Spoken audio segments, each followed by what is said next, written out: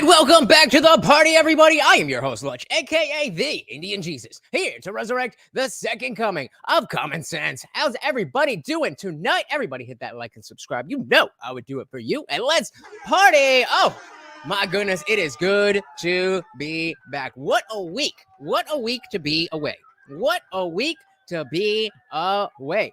We got Carl Johnson in the building. Welcome, welcome, welcome. We also got Harley Rose. Welcome, welcome, welcome. We've got so very, very much to talk about here. Oh, I got to share the screen. But if you would like to support the channel, head on over to theindianjesus.com for your very own official Indian Jesus merch. We do also have a completely free, it is absolutely free to join Discord server where you can go and meet like-minded people. We are in there 24/7 hanging out, having a good time.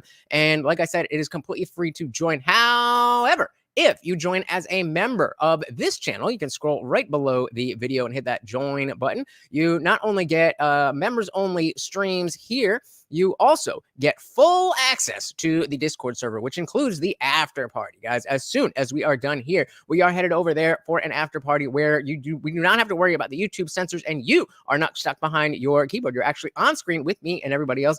It is a good old time. Come and join us. We also got Arjun in the building. Welcome, welcome, welcome. So yes, I was at FreedomFest this week. Shout out to FreedomFest. It was a really good time. It was a good time, but I figure, we can dive into that once we get through all the goodies. So a lot has been going on. If you've been living under a rock, this was it Saturday or Sunday? This weekend, Donald Trump was almost killed. Insane. So, there's so much information that we don't have. There's so many questions out there. So this isn't going to be a typical show where I have something to show you and then we just break that down.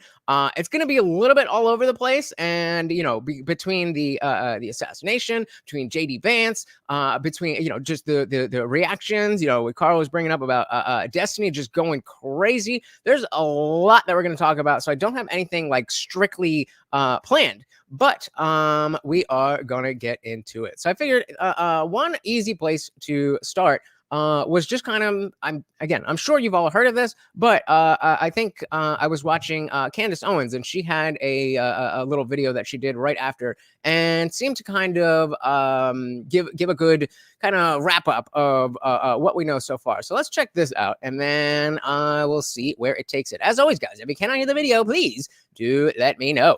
Switching to something even more important, guys. Even more important. The FBI has come out and said that they, for whatever reason, are not going to be able to access this lone shooter's phone. Guys, no, they can't do it. No. The FBI, the NSA, the people that you speak a sentence, you're like, hey, I like those pair of jeans. And then suddenly the pair of jeans appear. Would you like to buy some jeans? And yeah, so we do have a running poll. What do you think happened with the Trump assassination? Do you think it was a lone wolf that fell through the cracks? Do you think it was a grand conspiracy from the top, either from Biden or Mayorkas or one of those people? Do you think it's something like a couple of rogue agents weren't doing their jobs and either, failed or purposely let this happen? Or do you think it was staged by Trump? Did they access it? Yeah, I mean, so all of this stuff is developing. So, but either way, the just kind of getting a bird's eye view of what's been going on. So glad to know that we know that they can get into the phones. Like even if it's an Apple, if they have to go to Apple, like it's not any kind of like. First of all, he's dead. Second of all, set that shot off, so no protections there. Ears on your phone, and you're going, is my phone listening to me?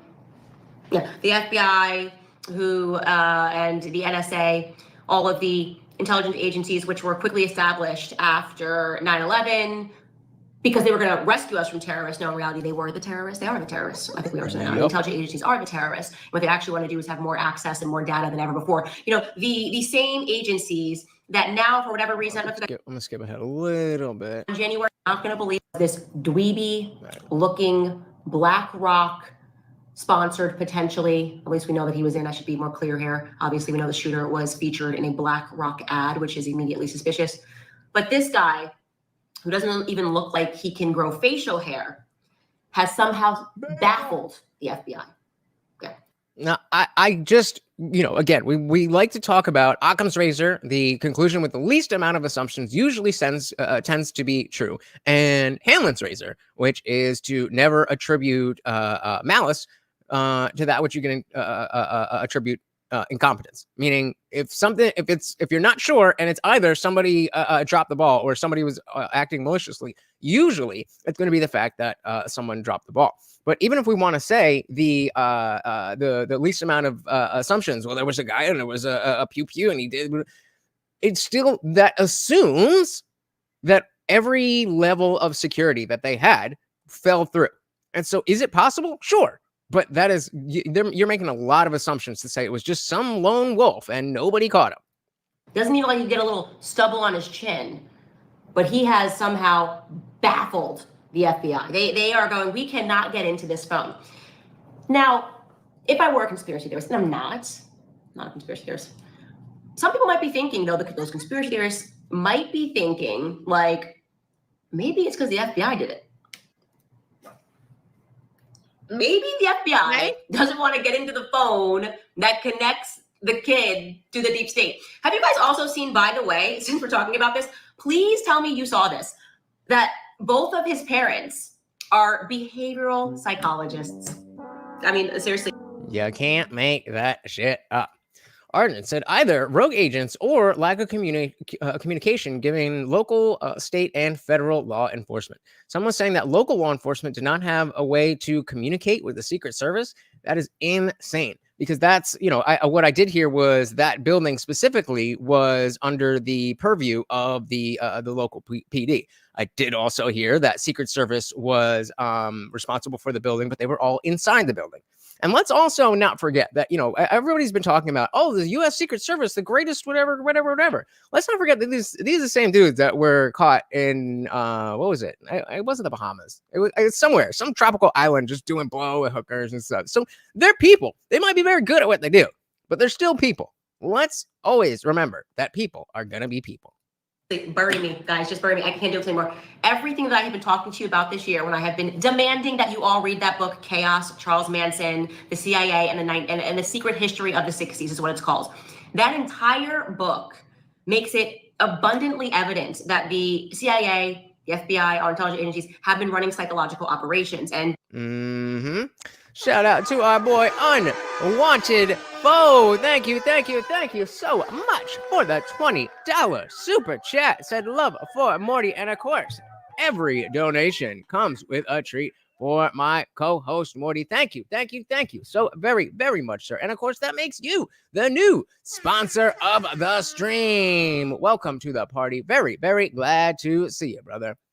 They have been running these operations on random individuals. A lot of people that are in the system. So Charles Manson was somebody who spent a lot of time in prison, and Charles Manson then became a federal asset. And he was tasked with brainwashing people into doing things, right? Brainwashing people into committing crimes. The FBI, Charles Manson, factually speaking, was an MK Ultra federal asset, okay? And this seems, again, trying to, there was a conspiracy among who and what, but the president was shot. So something went down. Somebody either didn't do their job or somebody did something very, very wrong. So when we're bringing up these conspiracy things, like a conspiracy happened. And I think that that's most likely what it was, that there's somebody in the what are the 3-letter agencies who can't stand to have another Trump president. 3 people to pull this off. It just takes the one guy who's supposed to be standing where that ladder was to just be like, yeah, we need you over here real quick. And that's it. So once we arrive at that understanding, everything else becomes plausible. Once you recognize that our intelligence agencies are crooked, they are murderers, they shot a sitting president, and perhaps twice. Who was, well, actually, I guess he's not a sitting president, but driving down the street in Dallas with his wife, waving, and they do these things and then send their little media operation Mockingbirds to delude the public. And some of the public bites this. They go, no, maybe it really is that difficult to get into this iPhone that they can't find this information.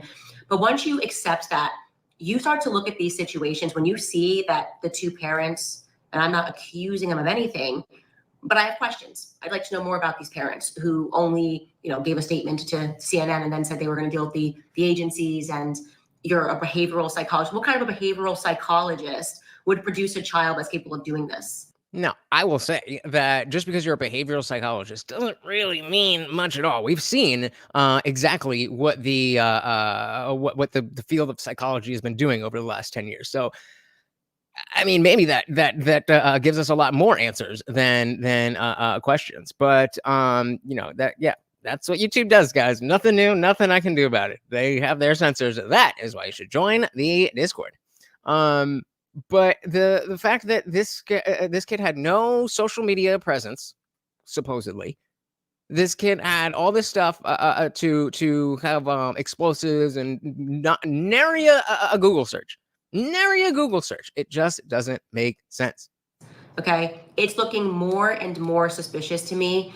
And for those of you that do not think it is plausible that our intelligence agencies and have been since the 60s, creating Manchurian candidates. For those of you that are not familiar with that movie, quite literally, psychologically getting people to respond to a trigger.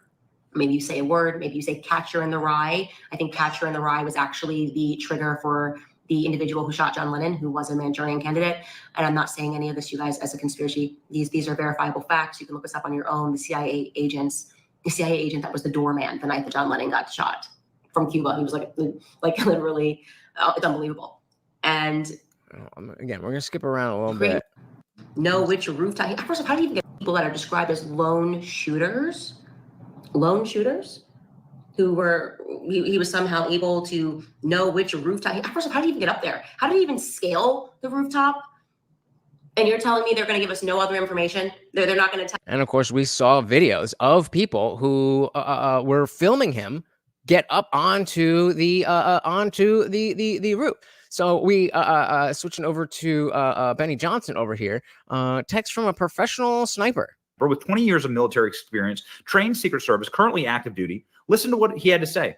I have no clue what they were doing. I'm still trying to wrap my head around a building being 150 yards away that was outside of the security perimeter, had rooftop access, and trained and competed against Secret Service snipers. They are the fastest and most accurate snipers I've ever seen.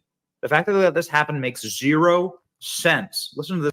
Now, I heard somebody somewhere say that there was there's like rules of engagement where they can't shoot first or something like that, which is, if that's true, that's the dumbest thing I ever heard. Carl said, Candace believes all the conspiracy theories, so why would I believe her when she said it's a conspiracy? Well, even a broken clock is right twice a day, right? This from NBC. We do have some new information for you. A senior Secret Service source familiar with the planning of yesterday's event tells NBC News that the roof where the shooter was located was a well-known, high-priority vulnerability. It was identified just the day before during a security walkthrough. We've also just learned that there were 2 counter-sniper teams on site and that the counter-sniper did not need approval to shoot. One source telling NBC News that prior protocols were not followed. The FBI now says the alleged shooter, 20-year-old Thomas Matthew Crooks, and again, in case you're living under a rock, this is who we're talking about, appears to have acted alone. This all provides new context for the shocking scene last night in Butler, Pennsylvania, already burned into our collective consciousness. Well, yeah, exactly, guys. I mean, big issues. Like, you're not new to YouTube. You're not new to YouTube. It's what they do. What's going on? Melted Mind Media. Good to see you guys. This is not new information. YouTube censors comments. That's what they do. In Butler, Pennsylvania, already burned into our collective consciousness. Oh, acted alone, huh? Well, let's go ahead and check in with actual military snipers. Former Green Beret Special Forces sniper chimes in on all of this. Buckle up. I'm not sure you're ready to listen to this one. Hey, what's going on, everybody? I'm here to tell you why the shooting of President Donald Trump yesterday, without a doubt in my mind, was a planned and coordinated attack on the president inside our government, our local agency, or police force. Here's why. My name is Matthew Murphy, and I am a retired Green Beret, retired from this Special Forces group, but I'm also a level 1 sniper. which means that I have graduated the highest level of training for snipers that you can do in special operations. We're trained, I'm going to avoid confidential assassinations and counter assassinations for the very reason, case in point, yesterday, the shooting of President Donald Trump. So, first of all, anywhere the president's going to go, there are teams from the Secret Service that go out days, if not weeks, if not months, before the president will ever be at that spot. And they do a site security assessment. And they do. So just right there, there's no chance that they didn't have they didn't have any awareness that that was a vulnerability. I'm sure it'll come up at some other spot, but there's a water tower like right there, which would have been, if you actually wanted to have a good vantage point, you'd be right up there. Do that with the local police forces and agencies to ensure that every potential security threat or vulnerability is secured and, of course, protected against. Now, this is done way before Donald Trump will ever get there, and they know every place that the president will be, and the sniper team especially is responsible for ensuring that no one can take a shot at the president.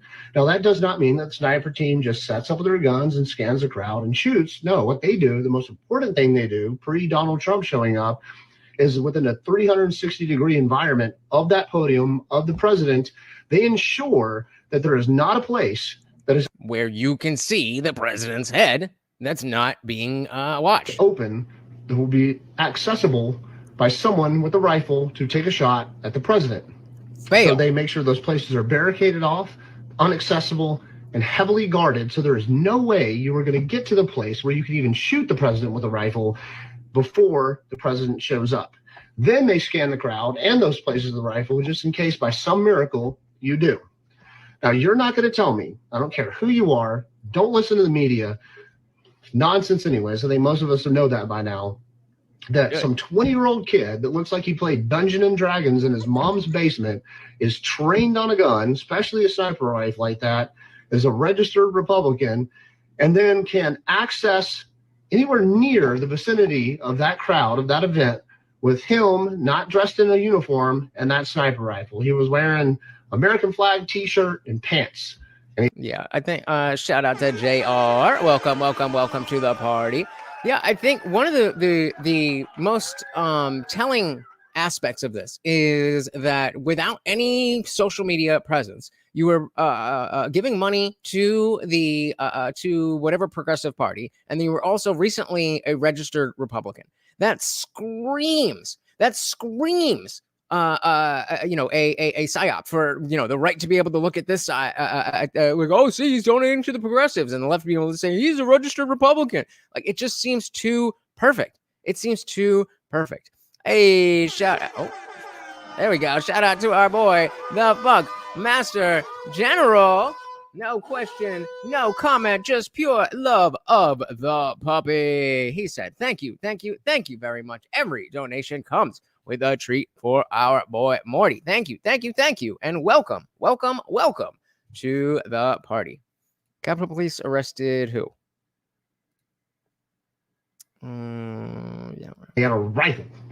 You're going to tell me that kid went through all this levels of security, somehow got into the closest building to the president, then accessed the rooftop of the closest building to the president, then had the time to unpack his rifle, lay down in the prone, and then take 5 to 8 well-aimed shots at the president before he was decisively engaged by the Secret Service's counter sniper teams or a local police department. I don't know who they were. And we now know that I think it was up to 23 minutes before the shots rang out, they saw him up there. So the question is just, what are y'all doing? What are y'all doing? Most likely police. You're going to tell me all that happened and a 20-year-old kid did that without it being heavily planned, coordinated, and people on the inside making it happen? There's absolutely no way possible that kid was able to get up there and take those shots at the president without a lot of internal help. So someone in that local or some people inside that local police department, agencies, or Secret Service is compromised and is a threat to our president. So we need to stop worrying about that damn shooter and start worrying about who allowed this to happen. Facts. Yeah, YouTube is making it difficult to make any comments, dancing around the imaginary guidelines that don't give warning about what the bad flagged words are. I hear ya. Head to Discord. That is that's the only thing I can tell you. I do not have any control over what they censor or not. Funkmaster said the Secret Service sniper flinched, which that is. I'm not sure what I take away from that, but it's like he was again. They saw him. They had him in their sights for over a minute. So I don't know. Again, what are you guys doing? What are you guys doing? So check this out. This was, you guys know I am very much an atheist, but sometimes weird shit happens. Right there. Let me take this off the full screen. The date on this video is March 14th, 2024. 14th. And this is the guy's channel right here. You guys can go look it up. This is not a fake video. This is a prophecy made by a Christian prophet. And boy, oh boy, if this doesn't bring you closer to God, bro, I don't know what will. Let's take a look. Sorry. Yeah, I want to say the FBI haven't even released the Vegas guy from 2017. Does anyone really think they would release full info this time around? Nope. Yeah, yep. It is what it is, guys. Carl said a guy was arrested by Capitol Police 4 to 5 blocks from the RNC with a ski mask. A scream mask. What the hell is a scream mask? And a like Scream like the movie? And a pew pew in a tactical bag. Well, that I think as we get through some of these details and as we get to talking about JD Vance, the looming question is this going to happen again? And what happens if it does? And what happens if it's successful? That's I mean, as scary as it is that we're already this far, we're not out of the woods. It doesn't mean that just because that guy didn't or only grazed his ear that Trump is safe now. Let's not get that twisted. Amina said, from what I saw on Fox, they were aware of the shooter being in a restricted area for 3 hours before the shooting. Yeah, and then you know what? I just remember them saying, where was it? See, I saw a bunch of this stuff. I was trying to do my best to organize it, but I should have been keeping up with it since the weekend, and I dropped the ball a little bit there. But they from the entrance, when you go through the metal detectors to get into the rally area, somebody had noticed him, and the cops were following him, and then they lost him around there in the front of the line. It's just so many opportunities where something should have been done, and it really brings up the question, like, okay, how often are things like this just by sheer luck, as it was this weekend, not creating a brand new avenue that our country is going down? Whatever happened here, everyone failed, and it is by sheer luck that we are not in a very different America. Arjun says, inside job. How would he know that nobody would be on it and be able to bring all his gear? He was standing in an off-limits area for hours. Yeah, I don't understand how you could, like, if we want to say no, everything is above board, and this is just something that was that it shouldn't have happened, but everybody was doing their job, and there was just some, like we said, fell through the cracks. I don't know that you could make that argument unless you're really going to say that the entire system, the entire security system for our politicians is broken. There should be redundancies on redundancies on redundancies on redundancies, and there are. And so again, if there's so many redundancies, I don't see how it is conspiratorial for me to say, well, somebody must have been helping. Somebody must have been, facilitating on some level. Am I saying, oh, it was this guy who did that and that? I don't know. But clearly it's not just the guy was there and he climbed up on the roof and that's it. Unless you're saying the entire security system is a complete failure. But yeah, check out this guy from March 14th. Prophet. And boy, oh boy, if this doesn't bring you closer to God, bro, I don't know what will. Let's take a look. And there was embers of people, and they were all on they had torches all throughout Oklahoma, and they were raising up these torches that looked like fire, and they were bringing forth a new patriotism upon the nation. And it was being birthed, and it just kept spreading like fire all throughout America, all throughout. And I saw Trump rising up, and then I saw an attempt on his life. This bullet flew by his ear, and it came so close to his head that it busted his eardrum.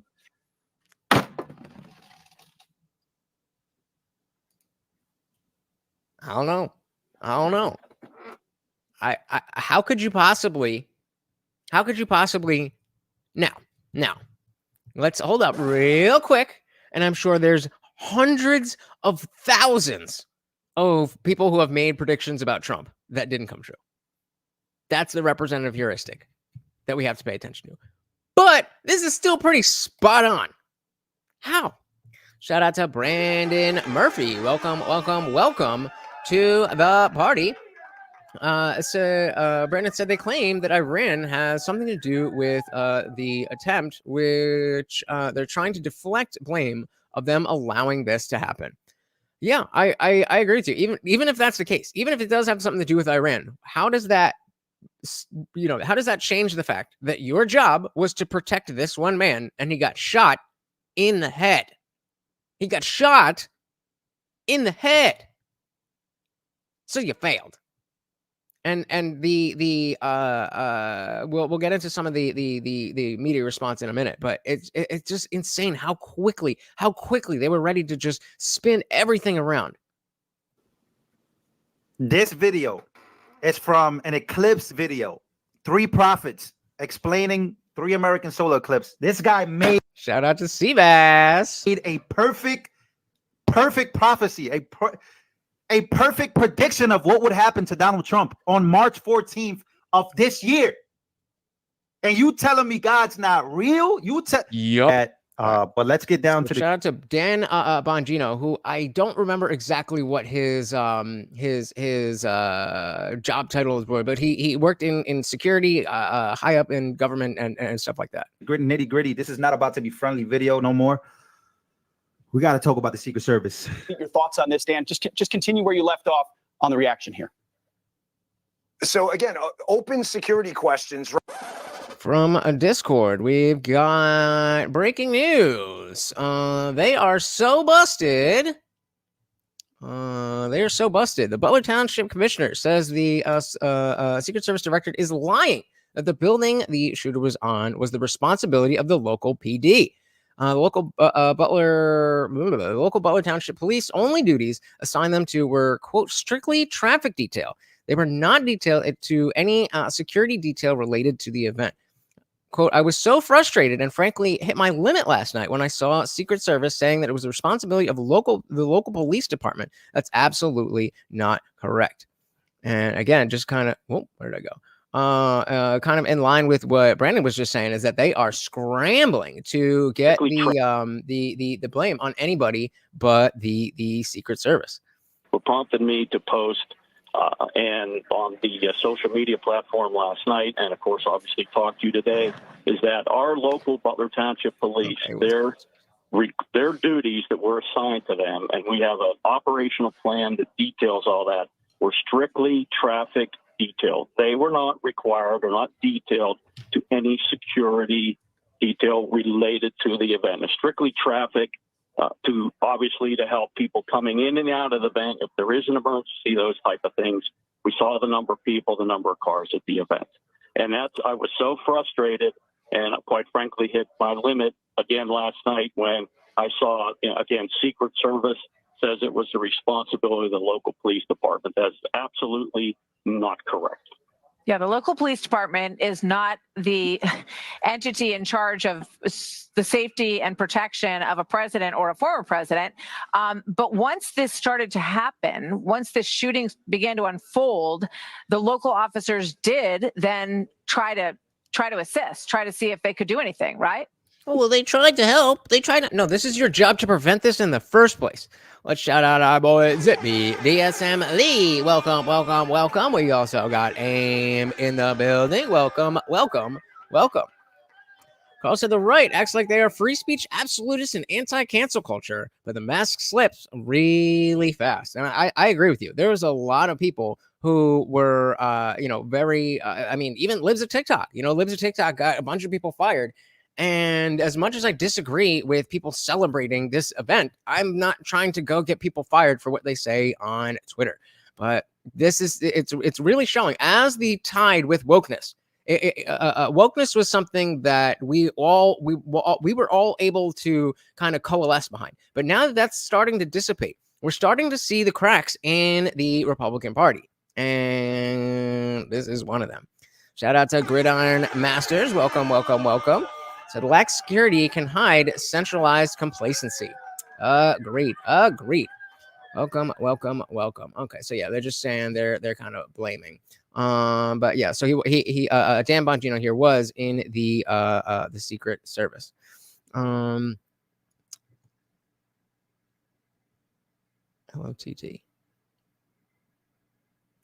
What's LOTT?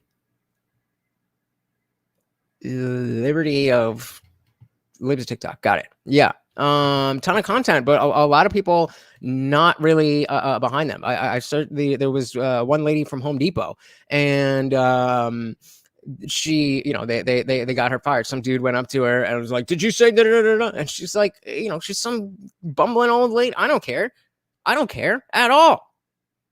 Now, do I approve of that type of rhetoric? No, of course not. But she doesn't need to be fired. Shout out to Zippy DSM Lee over on Rumble with the Rumble Rants. Which is more incompetent, Zippy or government? I am going to go astoundingly with government for sure. Thank you, sir. All right, let's see what Bongino's got for us. On the reaction here. So again, open security questions right now. And this is why, again, I think the Secret Service, the PR, Anthony Guglielmi, has to be very careful about what they put out. He says in his X post, and you can read it yourself, you don't need to hear it from me, that they deployed these extra resources and technology. Okay, well, which ones?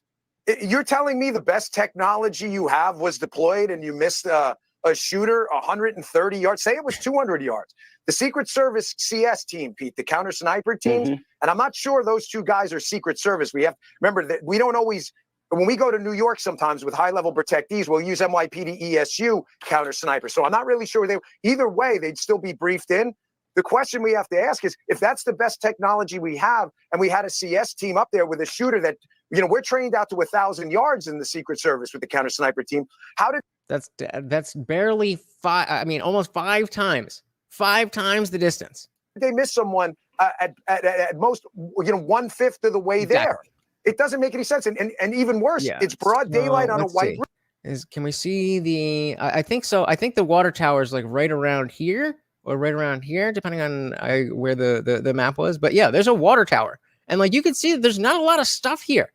So even though, Trump is here and the snipers were, or they were up here, then like, that's a clear shot. Roof. So again, open questions here. Was there forward-looking infrared deployed? That works. Was there aerial support, drones, helicopters? I'm gonna do a poll. Live right now. I'm gonna do a poll. People watching this later on. Was this inside? That's all I'll say, because I don't want to get banned off YouTube. Yep. Was this? I'm not sure. To the audio. Because this is crazy. Something happened too. If you go back and listen to the audio, I want you to listen to this after I get off here. When Donald Trump, after this tragic thing happens, you'll see the Secret Service agents. And by the way, I know some of those guys personally. It takes a lot to run into bullets, divorcing the security failure. So at least they did that part, correctly, and they knew what they were doing after the security absolutely failed. But you're going to hear something if you listen closely. The guy mentions Hawkeye on the scene. He's talking about those two, the black BDU with the tactical gear CAT element, that two-man CAT element. That stands for Counter Assault Team. That's a Secret Service special weapons team, equivalent to our SWAT. So they're there. They all deployed and did what had to be. That the bunting around the front of the stage is probably armor. Donald Trump knew to duck. I mean, most people would. He saved his own life. That was him. Just a fact. The evacuation did not go right. I mean, the rule with the Secret Service is cover the protectee and evacuate. The other rule is maximum to the protectee, minimum to the problem.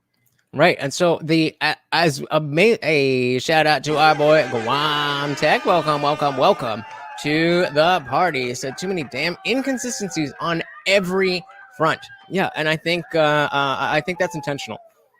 I think that's intentional because there's so many things like, oh, look at the Secret Service, look at the snipers, look at this, look at that, that we're never going to get a clear answer on that. A shout out to Melted Mind Media signing up for another 12 months of membership. Thank you so very, very much. There we go. Let's give Morty a double for that. A whole year. Yeah. There we go. Thank you, sir. Very, very, very, very. Yeah. YouTube is on it tonight. So I mean, hey, I've got the free chat open. So if you want, again, it is completely free to join the Discord. You can type in the free chat. If something is blocked, just put it over there and I'll be able to read it. Yeah, they are going in, but again, that's why we've got Discord. Let me drop that link for you guys. Where is it? Right here. So yeah, head on over there. If you are a member of the channel, Harley and Amber are watching the stream from the party room, so you guys can chat with each other while this is going on, or you can just use that as the chat where I promise nothing will get you banned. So Gridiron Master said, what do you think of Destiny's celebration of this? It's really sad. It's really, really sad. Because I really thought that, he would at worst, what was happening was that he was just farming for engagement, and that, he was kind of playing the edgelord and whatever. But again, I was away, so I was just hearing stuff secondhand. But after I saw what he actually said and the fact that he's doubled down and there's no joke to be made. He's just saying, yeah, fuck this. I don't care about these people. Firefighter, I don't care. Yeah, my mean said Destiny's on the brink of his mental health. Who was it? There was somebody. Oh, there was a lawyer. I don't see again. I watched a whole bunch of this stuff within the last 12 hours. I don't remember exactly where it was. But there was a tweet. Let me see. Let's see if we can do this. Let's just try. I talked to Destiny for an hour. I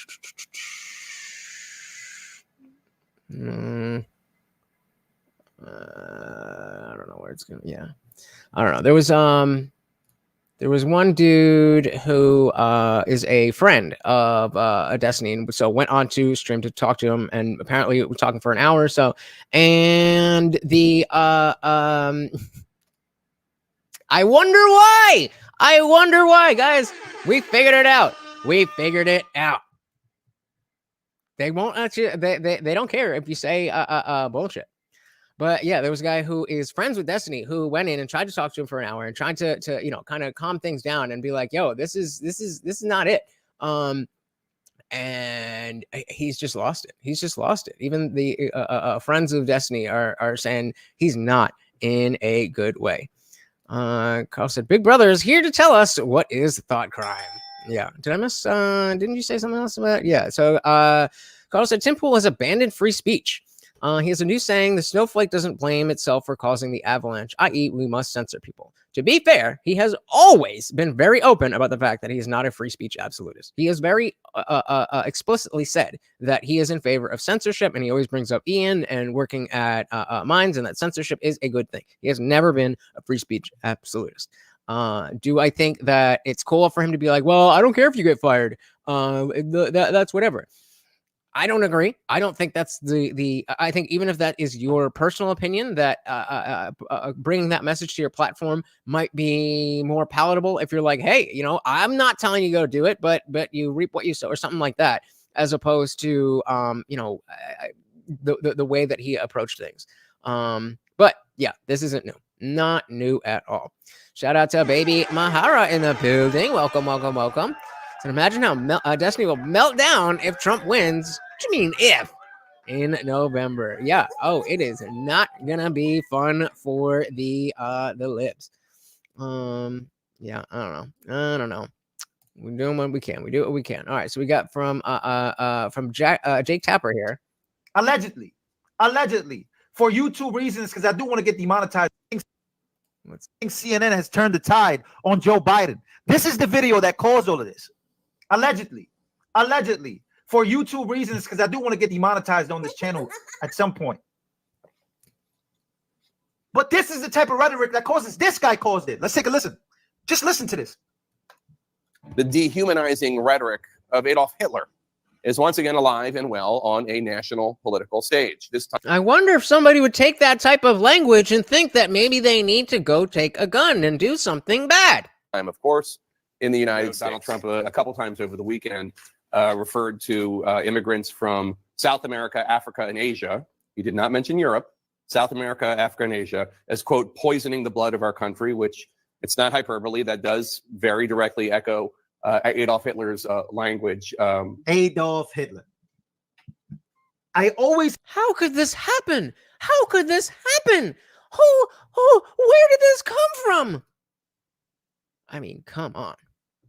There you go. Hey, there is a thing. So I know that I get on you guys about spelling and stuff, but as long as you have the first letter and the last letter in the right order, I should be able to read it.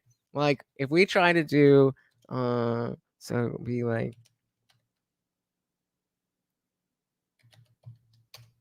I should be able to see that means, yeah, like this. I can read that. We'll try it, but shout out to Rumble. We are also on Rumble, X, Instagram, Twitch, and Kick. So wherever. Gridiron Master says Destiny says that quote conservatives have been calling Democrats commies and such for a long time and seems to deflect with that. I think the left has been calling themselves commies for a long time. So we've just been following along. Like, okay, I mean, if that's what you want to be called, if that's what you want, if you want communism, that makes you a communist. Sorry. Asked you guys this question. I ask all Democrats this question.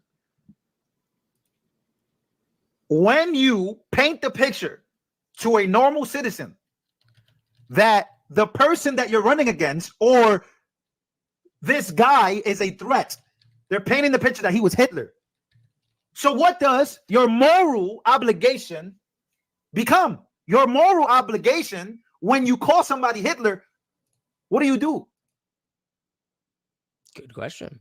If you want to know who to blame, always look at who tells you that you're not allowed to talk. Yep. You have the YouTube chance to take a sniper right there at Hitler. Hitler's right there. We got to get rid of Hitler. We know what Hitler did. So somebody's moral obligation then becomes their responsibility to react to it because you're painting this picture as the mainstream media. We would never forget what you guys did in 2020. Lockdowns, shaming people that didn't take the vax. I would never forget you people. The mainstream media, in my opinion, is responsible for this type of rhetoric. Yep.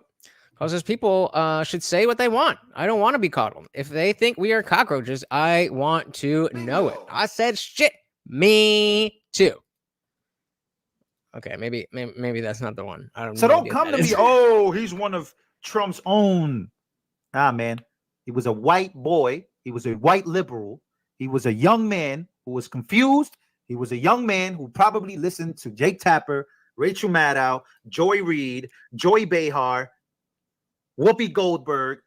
Do we know that though? I don't know how responsible it is to be saying that, oh, he must have been following this, because it could very easily be some groiper who was listening to Nick Fuentes and thought that, oh no, Trump is not gonna, he's gonna let all the non-Christians take over the world.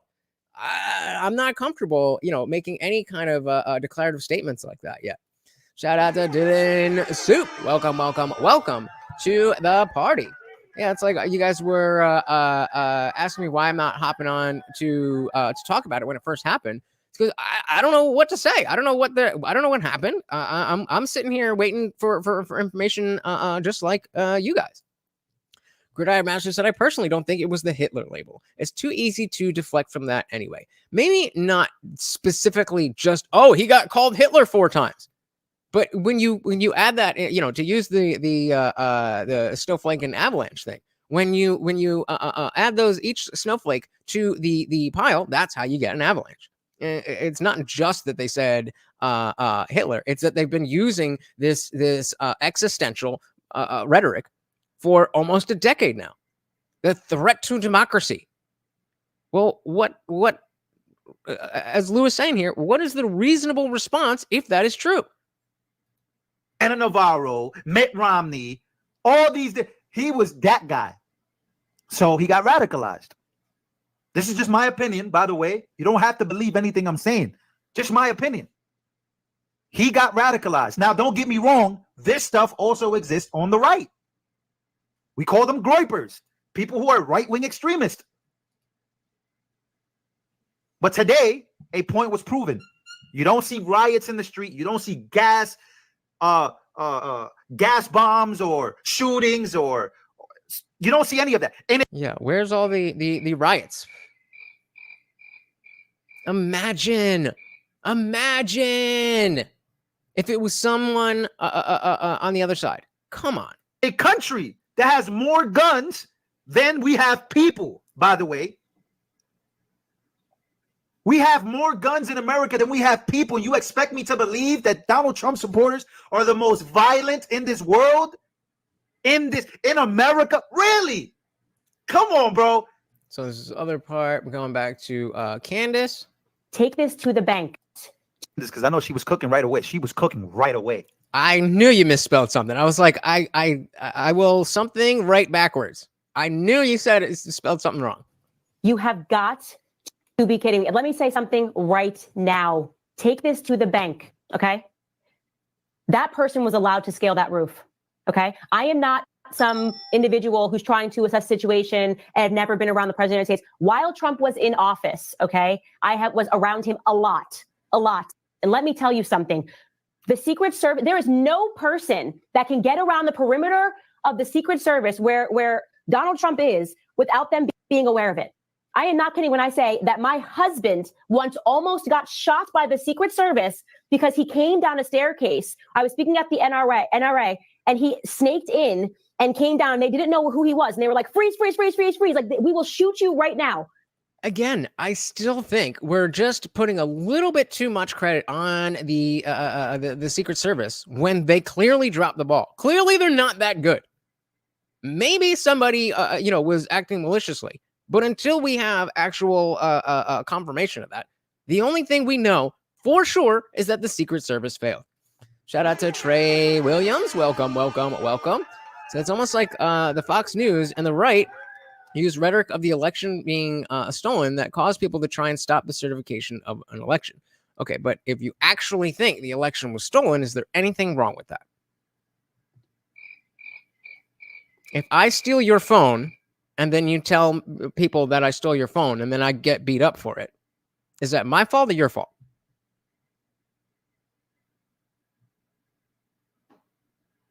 Exactly. So you're telling me that guy walked up and was trying to get the attention. The Secret Service saw him and he's pointing and he's saying, this guy's got a gun, and they're pretending they don't know what's going on. I mean, am I crazy? Do you guys actually believe this was a failure in intelligence? All of these Secret Service agents crawling around, and you don't think just what that guy said, that is common sense, okay? They're trying to now tell us that common sense is a conspiracy. That is the new thing that they're trying to tell the public. Common sense is a conspiracy. You're telling me this guy was able to walk up with a rifle in his hand and scale a roof, and you don't think the Secret Service, and let me tell you, they get there days before. Let me tell you how a security apparatus is supposed to run. Days before, they get in and they look at every possible angle. Agreed. In which somebody could hurt the president, okay? And I'm not. So if we agree, then what's the issue with using the truth to tell people the truth? If people feel some way about the truth, okay, that's one thing. But if people are getting riled up over a lie, that's a very different thing, right? That's what we're talking about. Shout out to Giorgio. Welcome to the party. Yeah, I don't know what's going on, guys. I'm working with me again. Discord is free. It's right there. It's the same words that are gonna come up here. They'll be up here, over there. I will read them. But just head on over. All right. Was there anything else in here? Let's just finish up. I'm not even talking about once you get to the Secret Service. I'm talking about if you just have security in general. Before you speak, they will go, okay, this is the stage. Okay, let me tell you. That right there is a problem. They'll mark that as a spot. That right there is a problem. That part, we need to know who this person is. They'll knock on doors. Okay, so she's pretty much saying the same thing. What else do I got here? Oh yeah. I don't know if you guys saw this transcript from the female one of the female agents that was there. What are we doing? What are we doing? Where are we going? Not ideal. Even cover him with their body as they are trained to do, but instead are screaming, what do we do? What do we do? Where do we go? I mean, the open mic is mind up. Oh, yes. And even the males don't know what they're doing. Sebastian Gorka was the former deputy assistant to Donald Trump while he was president. As we know, there has been massive speculation ever since his assassination attempt last weekend about how on earth the Secret Service made such gigantic failures, and people are demanding answers. There are so many holes in this story and issues with the case, and a million unanswered questions. Sebastian is probably one of the best people, most informed, to be able to answer those questions. He is with me right now. Sebastian, I have seen countless videos of the shooting on the weekend, and the more I watch, the less any of this adds up, from the 20-year-old kid getting roof access to the cops ignoring civilians who pointed him out. What is going on here? Has there been any new information that has come out that explains any of these events? Well, only explains it in so much as it is a tectonic, catastrophic failure of, what is it? The meme that was just posted by Elon Musk, which was absolutely superb. You can see it on my Instagram. They've got the villain from the Batman movie. It's got Bane. It's the biggest, baddest, high-budget security agency on the planet. And then the little, I don't even know what you would call this thing, but the little... labeled the biggest, baddest, highest budget security agency on the planet. He kind of sounds like Bane. And then the response is, a slightly sloped roof defeated Bane. So that was another, before we dive into that, that was another aspect of this, is that they said specifically that they didn't station anybody up on the roof where the shooter was because the roof was too slanted. And so you see that the roof is like this, but the roof where the counter snipers were behind Trump were way more steep. So first they're blaming the local police department. Now they're talking about, oh, well, the roof is slanted. Like, come on. So as I wrote in a piece that went viral for Breitbart at the weekend, this is unconscionable from a building that's 150 yards away, which is an easy shot for anybody who's just got semi-decent marksmanship skills. I mean, I probably couldn't make that shot, but, you know, shout out to Plungecast. Welcome to the party. Good to see ya. Being secured in any way, shape, or form. To a police officer actually challenging the killer and then backing down and disappearing, to the bystanders seeing him 26 minutes before the speech started, and then just to get really nerded out, the photograph that will define the beginning of the 21st century of my former boss, head raised high, fist outstretched. I mean, you don't get, I mean, this isn't even the best one, but you don't get a better picture than the one where the guy's like right underneath and the full flag is behind him. Maybe this is the exact, the right picture, but I mean, to be in a hail of maybe not a hail of gunfire, but there's shots flying and you're like, I'm getting this shot. That is badass. But he just said something else that will define the, just to get rid of him disappearing to the killer.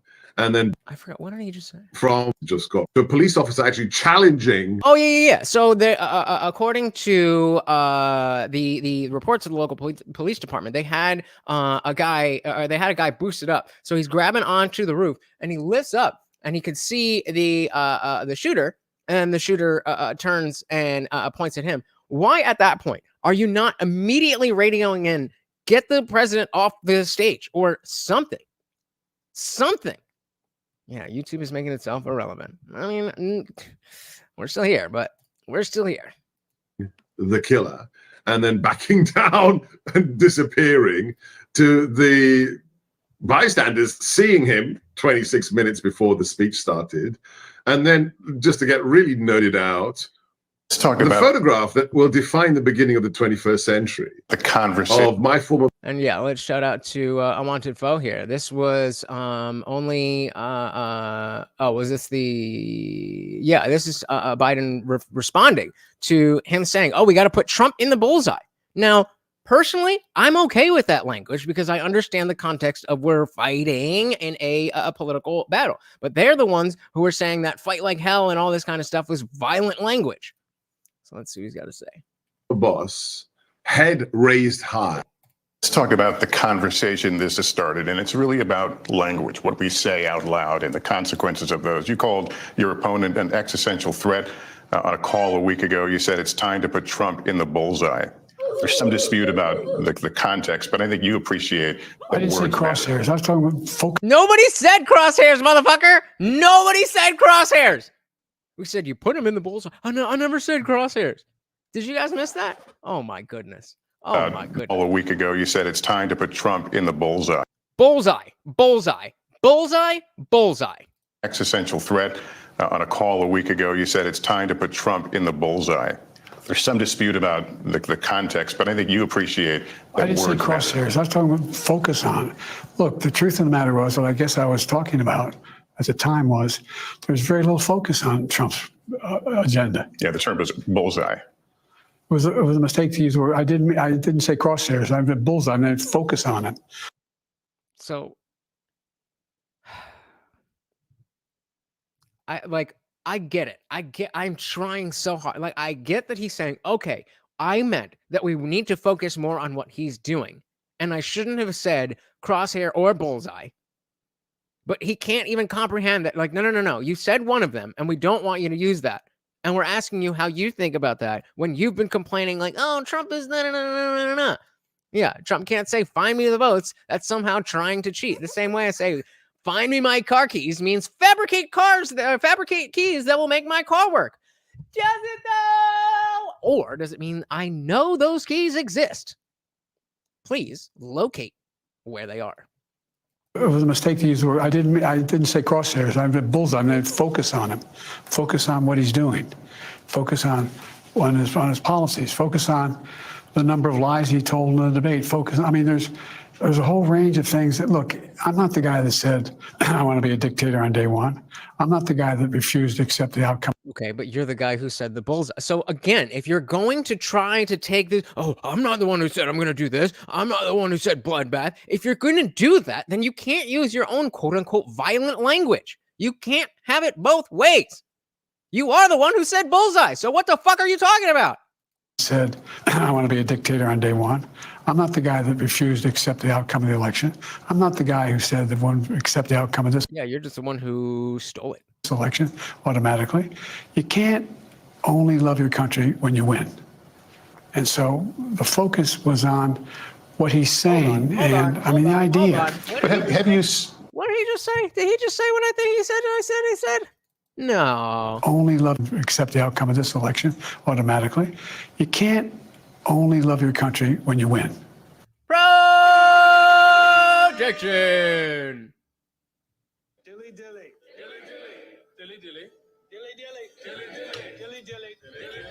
It's so outside of, like, oh, that part was the issue. It's so all over the place that we don't even have a thing to grab onto to say, oh, that's what was going on. As we said, Amazon ignores issues with reviews and comments because they hate consumers. Well, that's what when you allow so much of the government to get involved in the market and there's a corporate class, then they can do that. That's why we need to shrink the government and get them out of the market. Dylan Soup said, Biden is the same guy who said American can be described in one word. Yep. Plungecast said, what about all the Dems who said Trump stole 2016? Oh, well, that doesn't count. They're Democrats. They're Democrats. See, they could say whatever they want. Didn't you just hear him? I'm being sarcastic, obviously. But yeah, of course. Shout out to TV viewer ski. So glad I made it back from Lost Wages, Nevada. Indeed, I lost some wages. Welcome to the party. We are diving into the assassination stuff now, and then we're gonna dive into who is JD Vance. Accept the outcome of the election. I'm not the guy who said that one accept the outcome of this election automatically. You can't only love your country when you win. And so the focus was on what he's saying, and I mean the idea. But have you taken a step back and done a little soul searching on things that you may have said that could incite? I don't think he remembers anything that he said. I don't think he remembers where he is. People who are not balanced. Well, I don't think, look. That sound of just death. That sound is literally life leaving your body. In between each word. People who are not balanced. Well, I don't. Like, oh my God. Shout out to Stephen Colbert Cheese, right? In the building. So the squad are all in for Biden. I said, shit, me too. Let's go. Biden 2024. Let's go. Keep him in the race. Let's go. Welcome. I am all in for Biden as well. I do not want anybody else running except for this man right here against Trump. People who are not balanced. Well, I don't think, look, how do you talk about the threat to democracy, which is real, when a president says things like he says? Do you just... But like, how do you not see? There's not even a word breaking it up. You're like, look how horrible they are with all this division that I'm creating in this moment. What? It's the same sentence. Look, how do you talk about the threat to democracy? So what is the threat to democracy that we are talking about? You putting your political opponents in jail? Is that what we're talking about? Which is real. The threat to democracy is real. And then... when the president says things like he says. You just did it. You just did it. That's it.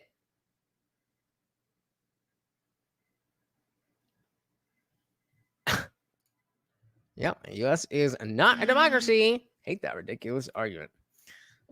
Yeah, super. Where is he? Where did it go? Super Orange, right? Super Orange. I don't know who's bad anymore. He's trying to play the game. Orange man wins. Do you just not say anything because it may incite somebody? Look, I've not. Okay, I want to hear that in full because I don't think it made sense, but we chopped it up. So let's listen to it in full. How do you talk about the threat to democracy, which is real, when a president says things like he says? How do you talk about the threat to democracy, which is real, when the president says things like he says? What are you talking about, dude? Shout out to, I miss Mark Grace. Shout out to Mark Grace, an inside job, clearly. Apparently. Do you just not say anything because it may incite somebody? Look, I've not engaged in that rhetoric. Haven't you, though? Now, These MAGA Republicans! These MAGA Republicans! These MAGA Republicans! These MAGA Republicans! Threat to democracy! My opponent engaged in that rhetoric. He talks about there'll be a bloodbath if he loses, talking about how he's going to forgive all the... So remember, the question was about you saying to put Trump in the bullseye. And you're like, well, I haven't engaged in that kind of rhetoric. We're asking you about that rhetoric right now. So on the question of did you reflect on your soul, on what happened and whatever. No, the answer is no. He has not reflected on the beginning of the sentence that he's speaking at this moment. So the reason they say crosshairs is because, like every other time, they're trying to control the narrative. Next thing you know, everyone will be saying he didn't say crosshairs. Maybe I don't give Biden enough credit for that. Maybe the people behind him were like, You told them you told them to put Trump in the crosshairs. So now you have to apologize for that. And so to confuse him, and then maybe they're doing that. Dime store psychology and cheap tactics. I don't know. That's some high level stuff for a man of this age, but that would definitely be insidious. Stephen Gobert said the U.S. is certainly a democracy since a democratic republic is one. There are levels of democracy. Democracy score in U.S. and many others have been going down in democracy level in the past 20 years. Unwanted Foe said, wow, Biden's argument right there, because it could upset somebody, directly goes against everything woke. If you don't actually listen to what they say, then it almost sounds nice. It's like, oh yeah, well, the other guy's bad and I'm good. And, we got to do this, we got to do that, and da-da-da-da-da. But when you actually break it down, what exactly the fuck did you just say? Because it could upset somebody. That's your whole platform. You can't say that. That's mean. He loses, talking about how he's going to forgive all the, actually, I guess, suspend the sentences of all those who were arrested and sentenced to go to jail because of what happened in the Capitol. I'm not out there making fun of, like, when remember the picture of Donald Trump when Nancy Pelosi's husband was hit with a hammer, joking about it. Thanks for watching. Stay updated about. I mean, this is all they have. Hey, remember the bad thing? Remember the orange man bad? Remember the orange man bad? Remember the orange man bad? It doesn't matter what I do. The orange man is bad. So there was something this guy, let me see, where were we with this guy? There was something. All right, let's just wrap through this a little bit. Fist outstretched and his whole torso showing. So this guy used to work for Trump's security team. Covered in blood on his side. That photograph should physically not have been possible for anyone to take because the Secret Service's one job to be literal bullet catchers with their bodies. So in case you missed that, what he's actually saying is that, wow, what a beautiful picture, but that should not exist. That should not exist because Secret Service should be there. Steven said, do you get how it makes sense for the Progressive Caucus to back Biden 100% since there's no real downside either way from such a political bet? I guess, at this point, I guess. The caucus. I mean, I guess. But like the question is, why did it get this far? Why did it get so far that there's no downside to running somebody where there should be a heavy downside? So he says Democrats' whole platform is saying mean things, then hiding from what they say. Yep. I've been showing it every day on my national show here in America, the footage from the Hinckley shooting of Ronald Reagan. Now, the Hinckley shooting, you're like you're in an alternate universe if you compare it to what happened in Butler, Pennsylvania. As soon as the first shots are fired, you can't even see Ronald Reagan because they've bent him over and literally jettisoned him, launched him like a sack of potatoes into the back of the armored limousine, which burns rubber off to the hospital to give him medical aid.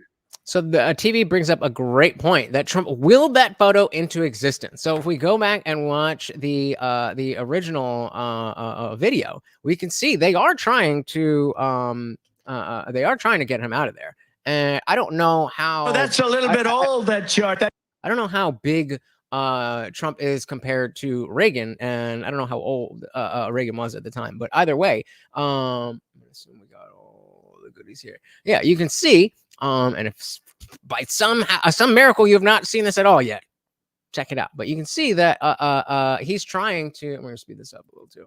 That chart's a couple of months old, and if you want to really see something that said, take a look at what happened. Actually, no, let's keep the volume up. Oh, he's down. Whoa, what the hell just happened? He's down. They should have been up there already. So it seems like he was smart enough to know to duck behind this thing because this is armored and wait for them to get there.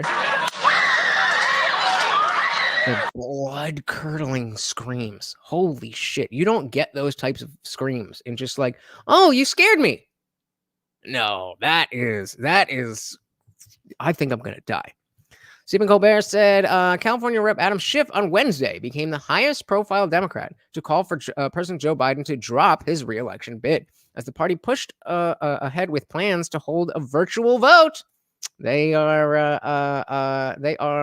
definitely not happy with him. But, hey, yeah, Zippy brings up a great point here about how, back then we didn't exactly have great cameras. Where the cameras were like 8 feet from 8 feet from him. Still, the technology to get this photo. I'll take it either way. I get the point that the guy's making, but this is, as we're watching this, we could see that Trump is fighting.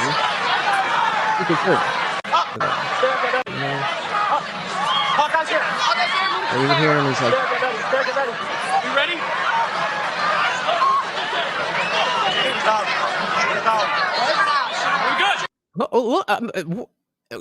Guy, what are you doing? Like, at least get down. Shooters down. Are we good to move? We got shooters down. Shooters down. Are we good? Shooters down. Are we good to move? Let's move. Let's move. We're clear.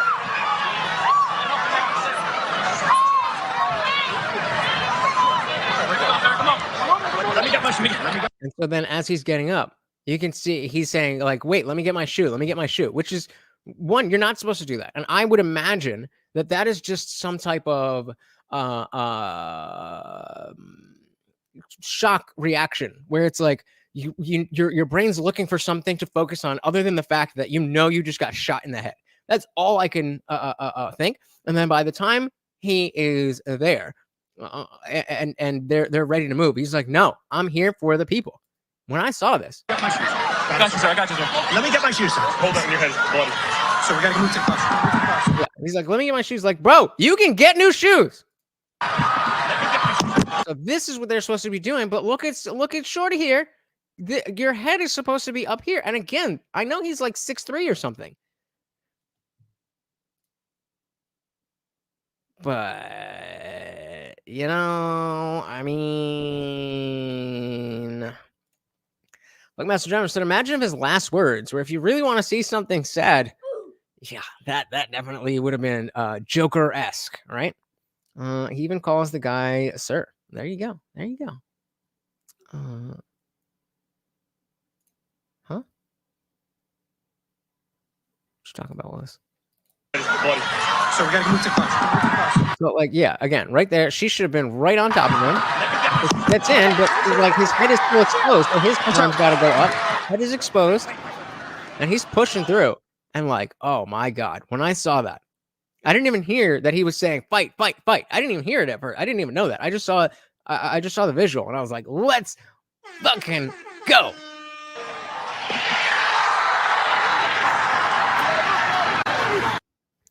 Gomtag says, can you imagine Trump bleeds and his last words being, let me grab my shoes? Oh, no. Talk about words living in infamy. Yeah, that would be no bueno. No bueno. All right, let's see. Let's come back to this. Let's see what else I got. Okay. So now we're getting into some stuff about media reactions. So this was from from Staten Island, where they were doing a press conference, and let's just actually, you know what? And just remember, a registered Republican reinvestment, and there's no guarantee of any kind. Oh, by the way, a registered Republican. Yeah. You guys know about that? Yeah, so I don't know who you are, so I just like to, before I answer your question, what's your name? Daniel. Daniel, from where? From NBC. And sir, where are you from? I'm sorry, NJ Burkett with Chelsea. Okay. So you want to talk about the fact the guy may be a Republican, or at least registered the Republican Party, which anybody in this country is free to do. And often people are told to do this, especially on the left, where they're like, hey guys, make sure you register Republican so you can vote in the primary. I didn't ask that question. That's fine, but you did suggest, and you're talking about rhetoric. So are you saying that it's not okay for us to denounce violence? Are you saying that we should wait until we know what's going on? Everybody on the planet knows that you have MSNBC, the New York Times, Rachel Maddow, The View. You have Maxine Waters. Oh, let's get in their faces. You have this going on every day. And you dare to say to us, shouldn't we wait? No, we shouldn't wait. Right now is the time to say that we need to cool things down. We don't have to wait for your permission. We don't have to wait for anybody's permission, regardless of this this young man's motivation. What he did was wrong. And it's so clear that wait, but it might be one of your guys. Like, okay, well, holy projection. Maybe if it was one of your guys who had shot at your president, then you might want to take that differently. But we over here have principles. TV said he probably voted for Haley in the primary. He was too young to have voted in a general. Facts. Yeah, he was only 20 years old. Gomick said it could have been adrenaline, but I wouldn't be surprised if Trump took a moment on the ground to think, okay, this just happened. It's time to spin it and steal the deal. I agree with you. I agree with you. I think that is very possible. I think the shoes thing, I think that happened in between the shoes thing, because it doesn't make sense to me why he would be so okay, Trump, or you just got shot in the head, and you'll see if people get into a car accident, they'll be worried about the most minute thing, and your brain will do that because losing your shoes is something that your brain can deal with. The fact that you just got shot in the head is a much bigger thing to deal with. But definitely, I think I don't know if I agree with you. I don't know if I agree with you. He said Rummer's also a master of branding. I think that kind of cheapens what we saw. I think that was a genuine moment of I'm here. Everybody is here to see me. Everybody's worried. I'm the leader. Let me be the leader. And, if you're a liberal, maybe you're saying, oh, okay, well, that's very easy to say. How many times are we going to get situations where that, oh, he's great at branding, but it just so happened to be amazing for the people, before we determine maybe he's just a master of caring about the people and letting people know. Maybe that's it. Of this young man's motivation. What he did was wrong. He tried to assassinate a president of the United States. And you stand there and say, well, maybe I should wait. Maybe it's okay. Are you saying the fact that he was registered to the Republican Party absolves him of everything? Absolves all of the media, of all of the coverage they've done for the last 10 years? Mm-hmm. Absolutely not.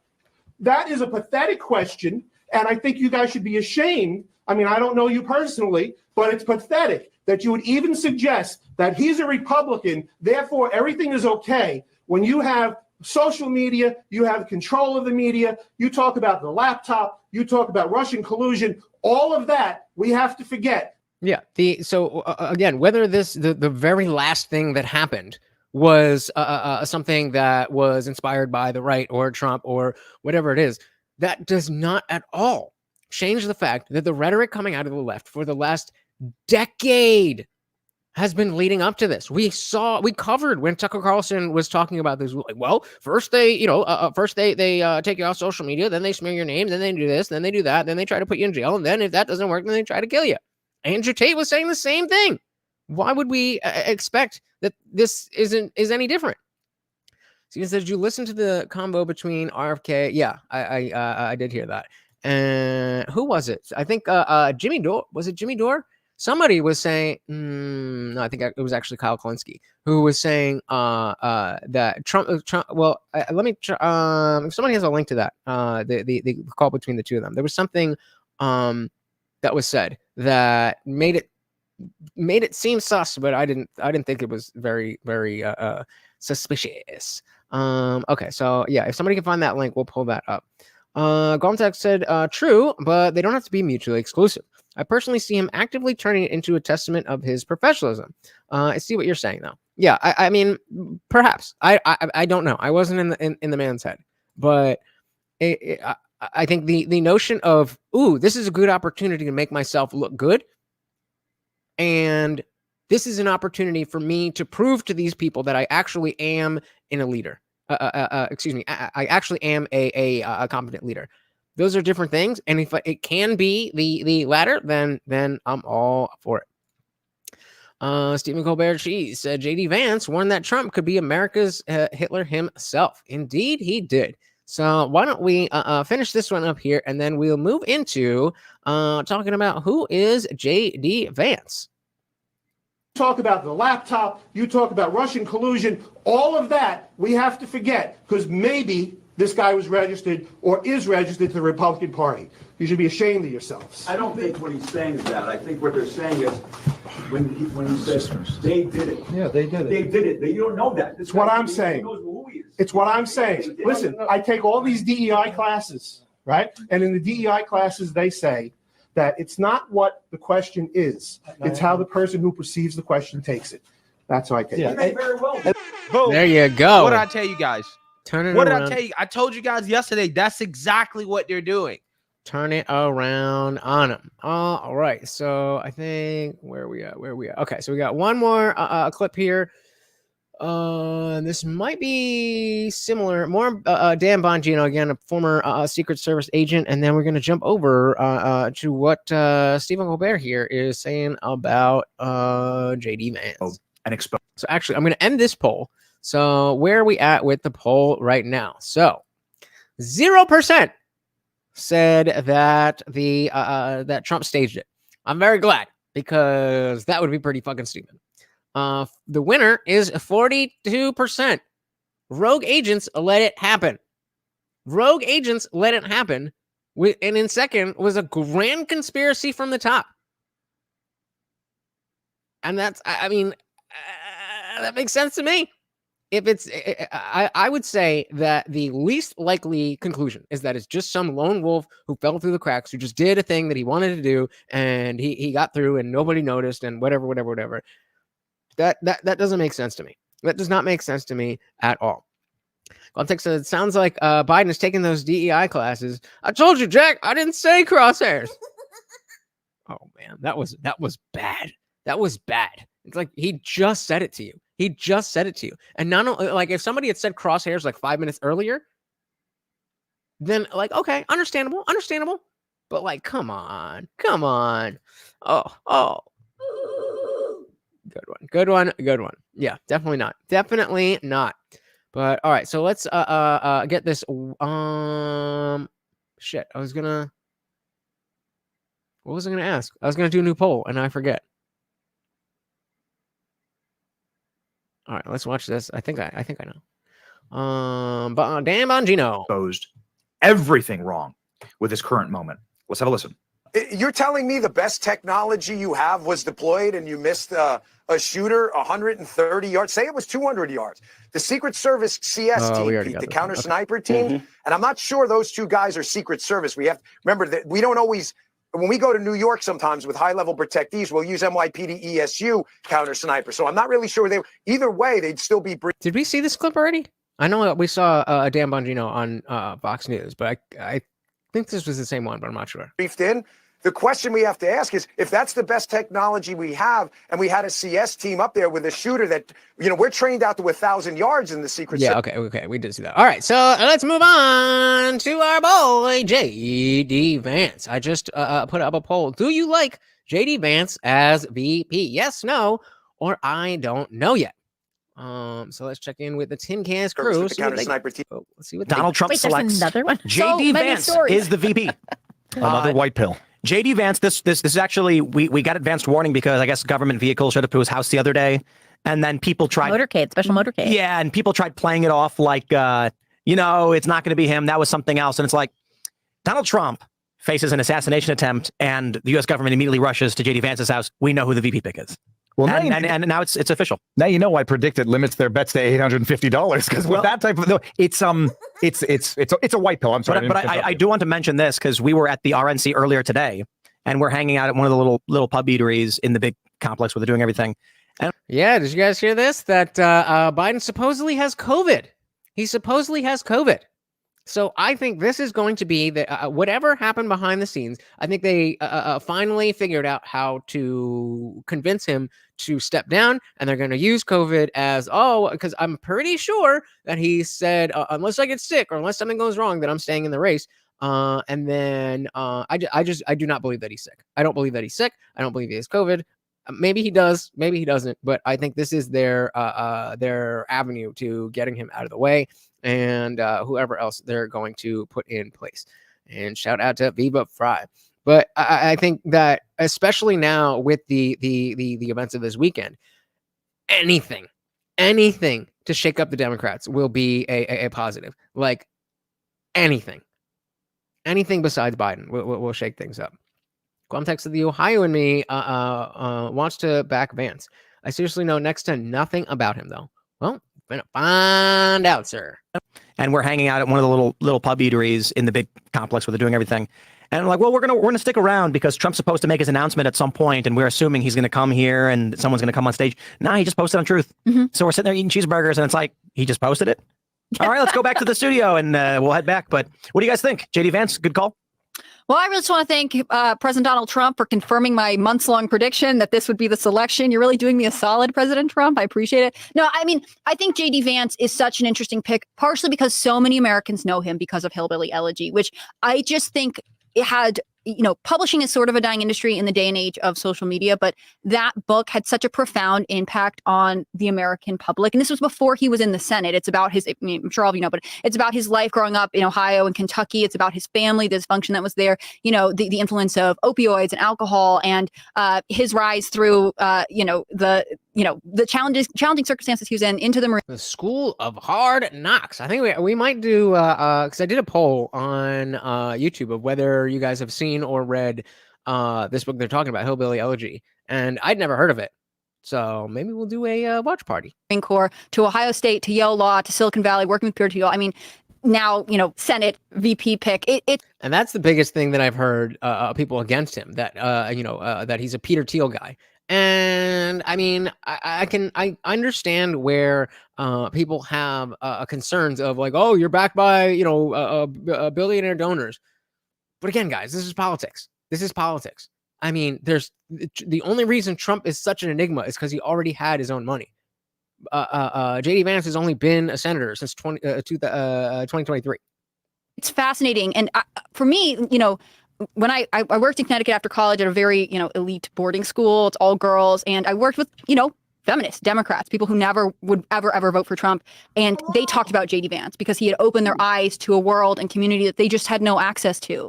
And I don't think that is, that can be understated as an impact and influence for his campaign. Of course, there are things you can complain about in terms of his record. Of course, I want to know what he would do about birthright citizenship and some other immigration questions. But, I think it's a really interesting choice, especially from the man who gained prominence on The Apprentice. Politically, I don't think any of Trump's VP picks was going to be significant. In 2016, I think he needed to choose Mike Pence to shore up the evangelical vote. And I completely agree. I think the fact that, especially after this weekend, there's not really, I can't imagine there's a huge cohort of people who are still against Trump or are still not willing to vote for Trump. However, because of JD Vance, like, oh, okay, now they're going to vote for him. There might be, people from Ohio, but other than that, I think it's kind of in the bag. If you're voting for Trump, you're voting for Trump. If you're voting for Biden, you're voting for Biden. And then Caitlin Bennett of Liberty Hangout, she does a lot of street interviews, was doing, just a thing about the events of the weekend. I'm trying to say it as little as I can. And so many people were like, yeah, I wasn't going to vote, but now Trump's definitely got my vote. Let's go. And that's kind of a sad thing. It's like, the question is, did we need a legitimate assassination attempt in order for normie liberals, Democrats, whatever, to see that like, oh, things really are pretty bad. And it's not just Trump. Maybe we need to slow down and reassess. I think a lot of people are doing that. And I hate that it took something so extreme as J13 to do this. But hey, I'll take the silver lining for sure. I think he needed to choose Mike Pence to shore up the evangelical vote and give him more credibility from the establishment. But now he doesn't need any of that credibility. Trump is the Republican Party, so any vice president would do. I don't think JD Vance being his VP pick is winning over any additional voters. Right. I think there needs to be some interesting politics at play with the governor now appointing the former junior senator to be JD Vance. Who was the governor against? DeWine is the governor in Ohio. And I mean, we talked about this, if it opens up, maybe he'll appoint Vivek Ramaswamy because he's also from Ohio. I mean, it is interesting that Trump picked, someone who everyone... And they're good friends. Supposedly, JD Vance and Vivek were classmates, and they are good friends. So context, do we think the majority of conservatives are hardline Trump now? There were a lot of trust issues in 2016, but I feel like most conservatives are with him now. I mean, it's hard to tell. I think short answer, yes. Short answer, yes. I think the issue of the split in the Republican Party is not as big of an issue now as it was in 2016 or even 2020. I think it's gotten progressively better. I think Trump has gotten progressively better at playing the character when he needs to. And then, like we saw at the debate, he was pretty, pretty tame, except when he, went for those sniper moments. And the fact that he's been in office already, there's no, maybe not, no, but there was a big part, again, they were just talking about the evangelical vote. There was a big swath of the Republican Party who just had zero trust in Trump at all. And I don't know that those people are as skeptical after having seen not only a Trump presidency, but a Biden presidency. So maybe not most, or maybe not the majority, but well, yeah, I would say probably the majority. I would say yes. I would need to see, like, all right, let's see what Predicted says. Let's take to the Predicted markets. Predict it. And let's just do GOP. No, because it's just who will win, right? This isn't really. Yeah. Now that I think about it, it doesn't really help us because people, whether you like Trump or not, you definitely think he's going to win. But yeah, so short answer. I mean, long story short, I would say yes. I think most people are like, maybe Trump isn't my favorite, but clearly he's not as bad as the mainstream media made him seem 10 years ago. And after seeing both of them in office, it's very clear that Trump is the moderate candidate. Trump is the moderate candidate. Ramaswamy because he's also from Ohio. I mean, it is interesting that Trump picked someone who everyone points out is a never Trumper. I mean, it's not insignificance, a sort of transformational unity. So let's go on that. Where are we? I had it somewhere. Is this it? Yeah. JD Vance, in his own words. I'm a never Trump guy. I never liked him. As somebody who doesn't like Trump, I might have to hold my nose and vote for Hillary Clinton. I didn't. Vivek slides in as a senator. I'm not mad at it. As somebody who doesn't like Trump, I might have to hold my nose and vote for Hillary Clinton. So I wanted to get that on screen. As somebody who doesn't like Trump, I might have to hold my nose and vote for Hillary. So for those of you who have been here, you know that I was this guy. I might have to hold my nose and vote for Hillary Clinton. And I did that. Do any of you question my the level of, how am I trying to say this? Do any of you question whether I really believe the things that I say? You might think I have some terrible, horrible ideas, but do you think I'm just saying things that I don't believe? So it is possible for somebody 8 years ago at 29 years old, 28 years old, to have an opinion, and then that changes. Just saying. Never liked him. As somebody who doesn't like Trump, I might have to hold my nose and vote for Hillary Clinton. I didn't vote for Trump because I can't stomach Trump. I think that he's noxious, him being really outrageous and offensive. On Twitter, Vance called Trump, quote, reprehensible, an idiot, and Vance loves Mitt Romney. Well, I was gonna say I said shit. Me too. I never praised Mitt Romney, but again, you can go online and find me talking a whole bunch of shit about Trump. If Vance can be a secondary Vivek, then I would support him as long as he publicly disavows and acknowledges his anti-Trump position. Oh, he definitely has. He many times before has spoken on stage about how he was somebody who was against Trump and that he has owned it and has changed his mind. So yeah, I'm totally with that. I think we're gonna get some of that. Again, I gathered as much as I could, and I should have been following things and been a little bit more organized. But I think we're gonna get that. Reprehensible, an idiot, and Vance loves Mitt Romney. Yeah, I mean, He's he's never definitely Trump guy. That's the real JD Vance. You know, not exactly flattering stuff, certainly concerning, but at the same time, you know, what immediately comes to mind is that people evolve. There's a lot of people who back in 2016, 2017 were vehemently anti-Trump. You know, I always mention this, and I think it's an important piece of context. Donald Trump was deeply unpopular when he first got elected back in 2016. And I mean deeply, deeply unpopular. Yeah, so we have to remember that these are politicians. And so if it's politically advantageous to say, oh, I'm a Republican, but I don't like Trump, that's what they're going to say. This is politics.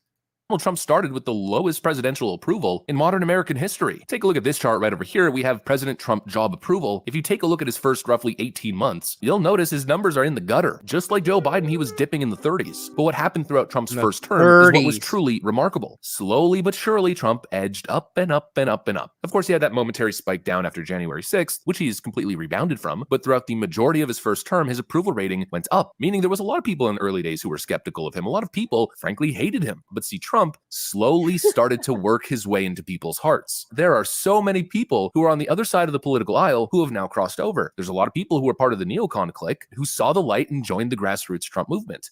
Well, that said, Vance loves Romney. Vance and Romney sitting in a tree. To completely dismiss JD Vance because he said a couple things back in the 2016-2017 era, personally, I think is unfair. And I also find it a little confusing that all of these people that I'm seeing on Twitter that are attacking JD Vance as the worst pick possible, well, a lot of them are promoting Vivek Ramaswamy as the man who should have been the alternative pick. And that I find a little confusing. Not because I don't support... You listening, Guamtech? Vivek, quite the opposite, in fact. Vivek would have been my #1 choice for VP. I think he should have been. I said shit, me too. But I'm now very open to the idea of chief of staff because, again, when I you know, we all say VP, we're very familiar with that. But I think chief of staff might be a much more powerful position because the VP is kind of what's the word? Not celebratory, but just kind of like it's almost ceremonious. Is that the word I'm looking for? But you know, I think you can get a lot more done as chief of staff, and I think Trump knows that. So hopefully that's where he ends up. Been the VP, frankly, but the idea that Vivek Ramaswamy is something that JD Vance isn't, or that JD Vance represents something sinister and Vivek doesn't, it just doesn't make sense to me. A lot of people aren't aware of this, but Vivek and JD Vance are actually great friends. I believe they went to law school together, if I'm not mistaken. They were classmates. It's a little bit perplexing to me because you have these people who are staunch Vivek supporters who hate JD Vance, but Vivek is JD Vance's best friend and totally in support of him. And so just that right there, I trust Vivek enough to be like, hey, I like that guy. Like, okay, hey, I mean, you know, not to no end, but that means something to me. JD was born in humble circumstances. He's lived the American dream as well. His wife, Usha, somebody who's a friend of our family as well. She was also a law school classmate. I think she could be a big attribute in this campaign in reaching non-traditional voters. Wait a minute. This guy has a brown wife? She's not only brown, but she's Indian? Oh, we can't have that. This is the Republican Party, guys. I'm sorry, but no brownies allowed. That's just what I'm told on Twitter.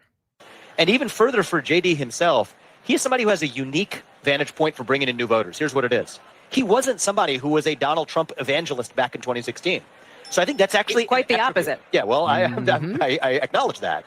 But what I would say, as does he, is he can actually reach a lot of other people who also weren't in the Donald Trump camp in 2016. And in a very personal and authentic way, he can say, look, here's why I moved. And here's why I want you to come with us as well. So I think that is a much more realistic way that people approach politics in their personal lives. There's a reason we have the saying, if you're not liberal and young, you have no heart. If you're not conservative, you have no brain. Because people change. And if we want young, vibrant people in politics, then we have to understand that that is necessarily going to come with people who have not finished their political ideology, and that they are going to they're going to evolve. And I think that's a good thing, because the world is evolving, society is evolving. So we need people who are going to evolve with it. And so, hey, the fact that it's somebody under 40, that's he's under 40. He's friends with Vivek. That's two good signs. And he's got a nice beard. Dylan Soup said, Anne, I may love you, but I can't vote for you because you are Indian. Coulter. That's her. That's her. Way. He can say, look, here's why I moved. And here's why I want you to come with us as well. So I think that's not to mention, just to show how good of friends they are. And look, I might be wrong in the connection, but JD Vance is actually married to an Indian woman. Her name is Usha. JD Vance has biracial kids. His Boo! Boo! Boo! We're Republicans! Whites only! The great replacement! Oh my God! children are of half European descent and half Indian descent. And one of JD Vance's sons is actually named Vivek Vance. Literally, check it. Isn't it? Yo. Okay. Never mind. I was going to say something. I'm not saying that. Quantek said, the white nationalists, if they really can't support the Republican ticket now, brown wife, nope, can't do it. Not happening. No brown skin in the White House. It's called the White House for a reason. Podcast said Ursula wasn't watching. I was cleaning, but I made my ear stand up. I think it's Usha. Usha? Here, wait. Right here. Usha. Wait, I want to hear her name as well. Made. I think she could be a big attribute in this case. A friend of our family as well. Usha. He's lived the American dream as well. His wife Usha, somebody who's a friend of our family as well. She was also a law school classmate. I think she could be a big attribute in this campaign in reaching non-traditional voters. And even further for JD himself, he is somebody who has a unique vantage point for bringing in new voters. Here's what it is. He wasn't somebody who was a Donald Trump evangelist back in 2016. So I think that's actually quite the opposite. Yeah, well, I acknowledge that. But what I would say is he can actually reach a lot of other people who also weren't in the Donald Trump camp in 2016. And Comperatore said, holy shit, his son's name is Vivek? Good enough for me. Let's go. Because, I mean, if they were classmates and they both went into politics, what are the chances? What are the chances? Actually, you know what? Hold on. Before I ask that question, how common of a... Because I do know of Vivek. How common of a name is Vivek for Indian people?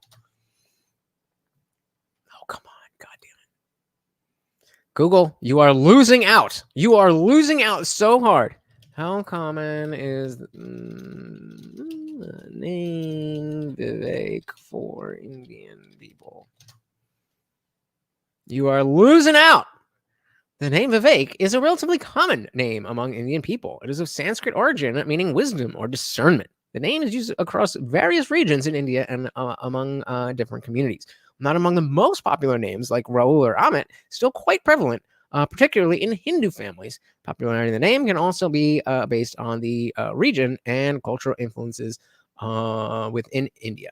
So I was going to say, like, if you're friends and like, did you name your son after your boy? I feel like that's actually kind of weird, but I'm just jumping to conclusions here. In a very personal and authentic way, he can say, look, here's why I moved. And here's why I want you to come with us as well. I think that's... And not to mention, just to show how good of friends they are. And look, I might be wrong in the connection, but JD Vance is actually married to an Indian woman. Her name is Usha. JD Vance has biracial kids. His children are of half European descent and half Indian descent. And one of JD Vance's sons is actually named Vivek Vance. Literally, check it up on Google. So, Comperatore said the clip of Vivek hearing that JD Vance was announced had me worried for a moment. The way he said, "Are you serious?" made me a little suspicious. You got a clip? Drop that clip in free chat and let's check it out.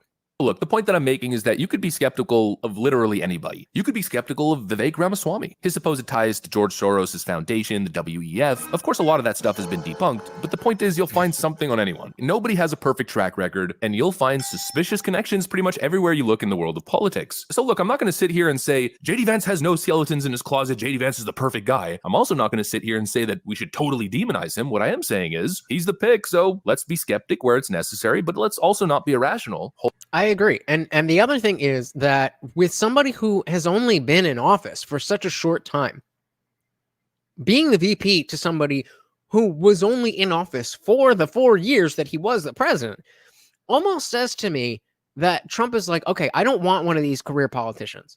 I want somebody who's fresh so that I can train them. That's a very common thing in business, is that, you know, especially lately,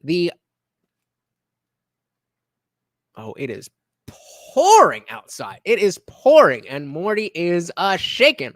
If you would like to help him feel a little better, of course, you guys know that every single donation comes with a treat for Morty. He is terrified right now.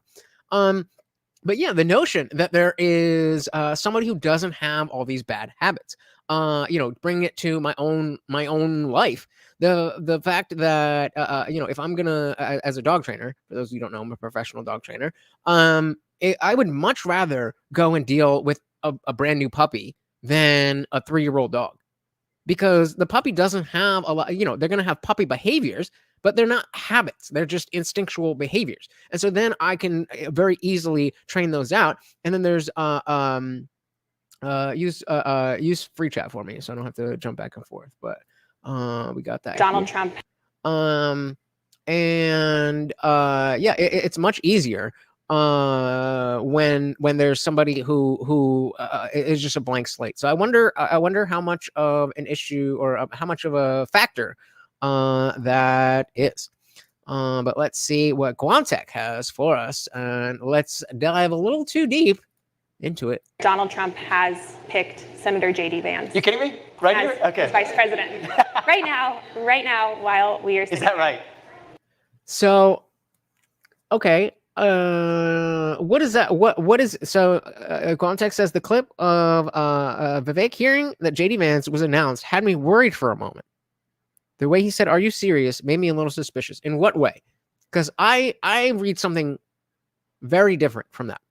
But I'm curious as to what that said to you. Donald Trump has picked Senator JD Vance. You kidding me? Right here? Okay. As vice president. right now, while we are sitting Is that right? Because I feel like I have a great read on that. There it is. And I mean, I could be wrong, and you guys can let me know if I'm wrong. But I'm curious, Guantech, what specifically, when you saw that, what was the worrying thing? Like, what was the thought that, like, it might be this? I see it. Well, I'm glad to see it. I actually messaged JD earlier today, offering him. It sounded like the winds were pointing in that direction. Yes. And I had. Could you guys hear that thunder? Holy moly! I offered him my preliminary congratulations, and I think he will be an outstanding vice president. Actually, I think he's not going to be a good vice president; he'll be an outstanding vice president. I think President Trump and our country will be lucky to have him. I will certainly do everything in my power to make sure the Trump-Vance ticket is successful. I want to think about this, but I'm inclined to say this could be the single most formidable political ticket in my lifetime.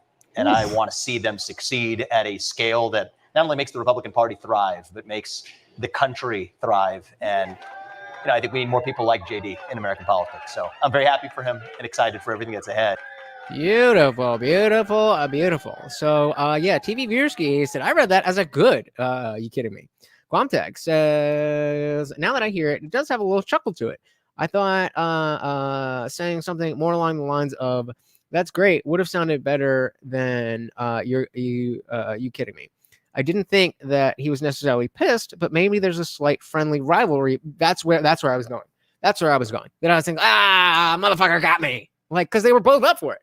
So that's what I was thinking. It's like, really? It's him? Oh, all right. If it's not going to be me, then, I'd rather him. That's how I read it. And TV viewers, you can tell me if you're, exactly in line with what I thought. But a good thing. And Vivek seems to be that type of person where he wouldn't necessarily feel that that's a negative thing. He does seem to care about more than just himself. He does seem to care about, we want to do what is best for America. And I think it's all right. Oh man, that thunder.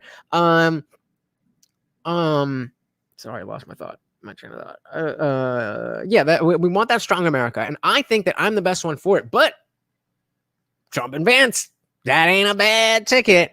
Shout out to the Funk Master General. No question, no comment, just pure love of the game. That head pops up. I don't know if he's gonna take it. Let's see. Come on, Bubba. You don't wanna think here. No, you don't want. That's how scared he is. Oh, okay. All right. We'll save it here for you. Okay? If you want it, then you can get it. Can you see him shaking? That is insane. He's terrified.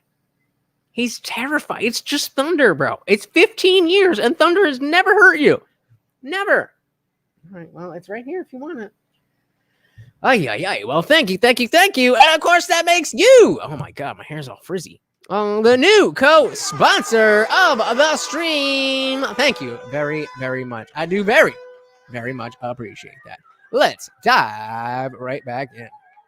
He's the pick, so let's be skeptic where it's necessary, but let's also not be irrational, hold power to account, and hope for the best. So anyways, that's the negative. Now let's do the positive. Why did Donald Trump pick JD Vance? Well, that's pretty much a no-brainer. I've seen a lot of people saying, why would he pick JD Vance? That's a horrible pick electorally. And everybody points the finger at JD Vance's last election, where he underperformed in his election compared to his Republican predecessor. You can see the numbers right over here, but I'm not so sure we could look at these numbers in isolation. So let's see, what do we got? We have so if we go back to 2016, United States Senate election in Ohio.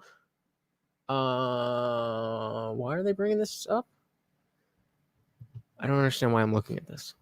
Okay, all right. Well, then we go to 2022, and he won. What is he just saying? What? Seen a lot. He points the finger at JD Vance's last election, where he underperformed in his election compared to his Republican predecessor. You can see the numbers. Oh, the Republican predecessor. Okay, so the Republican predecessor in 2016, it was barely 3-1. That's like 3-2, and this is a slight victory. So fair enough. I guess if you're looking that closely at the polls and stuff, then that means something. But I think the voting habits and the political landscape and all that kind of stuff, the fact that you're in COVID, all of that stuff can definitely go towards explaining why he may not have been a landslide candidate. But again, I think the bottom line here is that, hey, I can mold this guy. If I'm Trump, that's what I'm thinking. My biggest mistake was putting the wrong people around me who knew politics better than I did. I know business, I know people, I know deals, but I don't specifically know politics. And that seems to be what he's doing this time around. Guamtech said, who's more terrified? Morty about the thunder or Biden about Trump being missed? I'm going to say Morty, because again, I don't think Biden has any idea what the fuck is going on.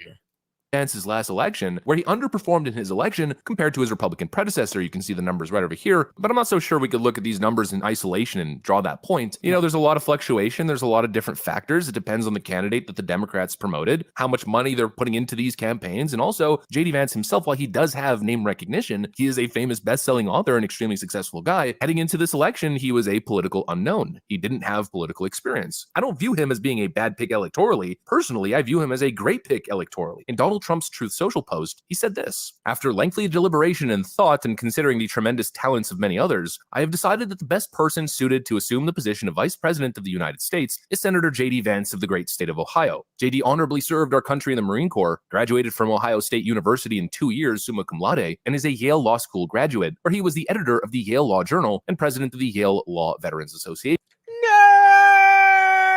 Sorry, I couldn't help it.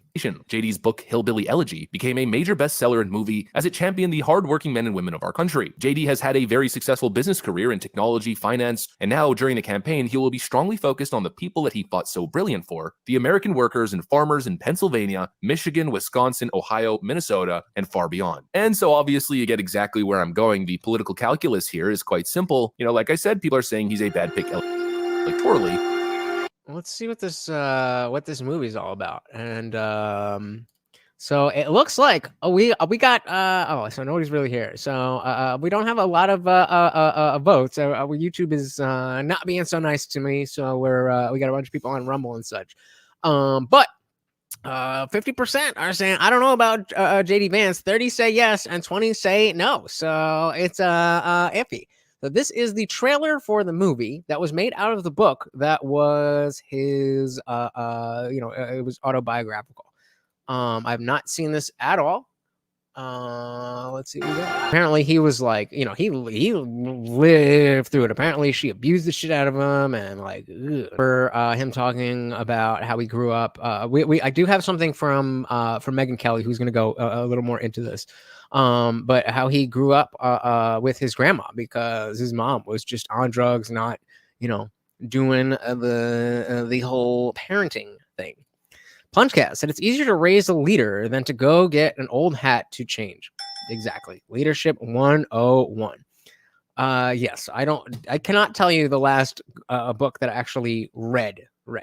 So yes, I have not read this book. It looks like nothing crazy, but a nice heartwarming type deal. So hold on, I want to see again. I don't know how. I want to get to the stuff here. So let's finish this and get back into it, and then I have there was one Megyn. Where was the Megyn Kelly one? I know I had Megyn Kelly up here. Megyn Kelly, where you at, girl? There we go. Okay, Megyn Kelly there, Megyn Kelly there.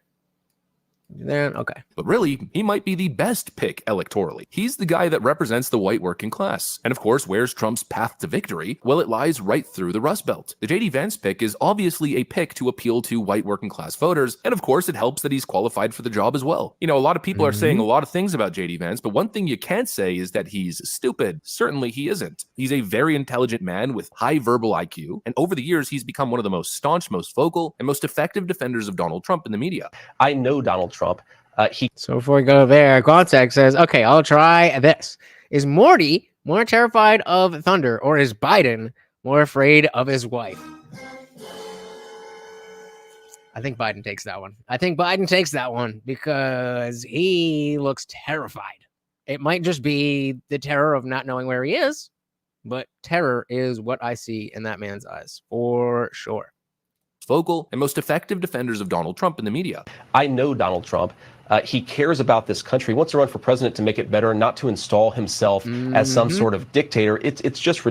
And after that moment, if you want to say that that's just political rhetoric, like, okay, I'm not going to argue with you anymore. I'm not going to argue with people who think that Trump is a just like a bad person, doesn't care about anything. Like, okay, if that's what you think, then that's what you think. But I've seen too much, and I came from that position, and I was changed. My mind was changed, and then reinforced over and over and over and over and over. So I'm just not going to argue with you people. For president to make it better, not to install himself as some sort of dictator. It's just ridiculous, Brendan. Yeah, look, I mean, all of us say stupid things, and I happen to say stupid things very publicly. I've been very public about the fact that I voted for the president in 2020, that I was wrong about the president. Guamsack, you heard that? You heard it? I've been very public about the fact that I voted for the president in 2020, that I was wrong about the president back in 2015, 2016, and that he's been the greatest president of my lifetime for the very simple reason. There are many, but one very important reason is that he revealed the corruption in Washington, D.C. I said, shit, me too. I can definitely, again, I had meant to do a deep dive into like all the top names on the VP list, but it did make more sense to wait until they pick somebody and then figure out who we are dealing with, because it's not like we have that much of a choice anyway. We already liked Vivek. I don't know about what you guys thought of the people on the list, like Tim Scott and Byron Donalds and all that stuff, but we're here now. So I think the instead of comparing JD Vance to other options that are not options, it's better off that we're just figure out what we do and don't like about who the VP is going to be. There are many, but one very important reason is that he revealed the corruption in Washington, D.C. I mean, aside from your views or anyone else's views about Donald Trump, this is a real threat to Americans' trust in the legal system. If you look at polling, even a lot of folks who are going to vote for Joe Biden think that the lawfare against Donald Trump is bogus. You cannot say that this trial was anything more than politics masquerading as justice. And yes, I will help Donald Trump. I will help Donald Trump however I think that I can, Wolf, because if we allow this to happen, it's so much bigger and so much more troubling than Donald Trump. If we allow this standard that you can throw your political opponents in jail because they're doing better than you in an election, it will be the end of this country. And this is what we were saying the entire time when people were pushing for Trump to be indicted and all this stuff, is that you don't want to cross this Rubicon. You don't want to open Pandora's box. This does not help things. It's not good. Yeah, saw a tree split in half due to the winds. God damn, it's not that bad here, but it's bad enough that I was gonna say something like this is gonna sound super sus, but Morty, you know what I mean. Shout out to the Plunge Cast. Thank you so very, very much. We got one here waiting, but of course we have another one. Said learn more about. Let's see if he'll take it. Not that. Yeah, come on. Oh, he doesn't want it. He's too scared. Learn more about JD than I did. I knew nothing. There you go. That's what we're here for. Thank you so very, very much, sir.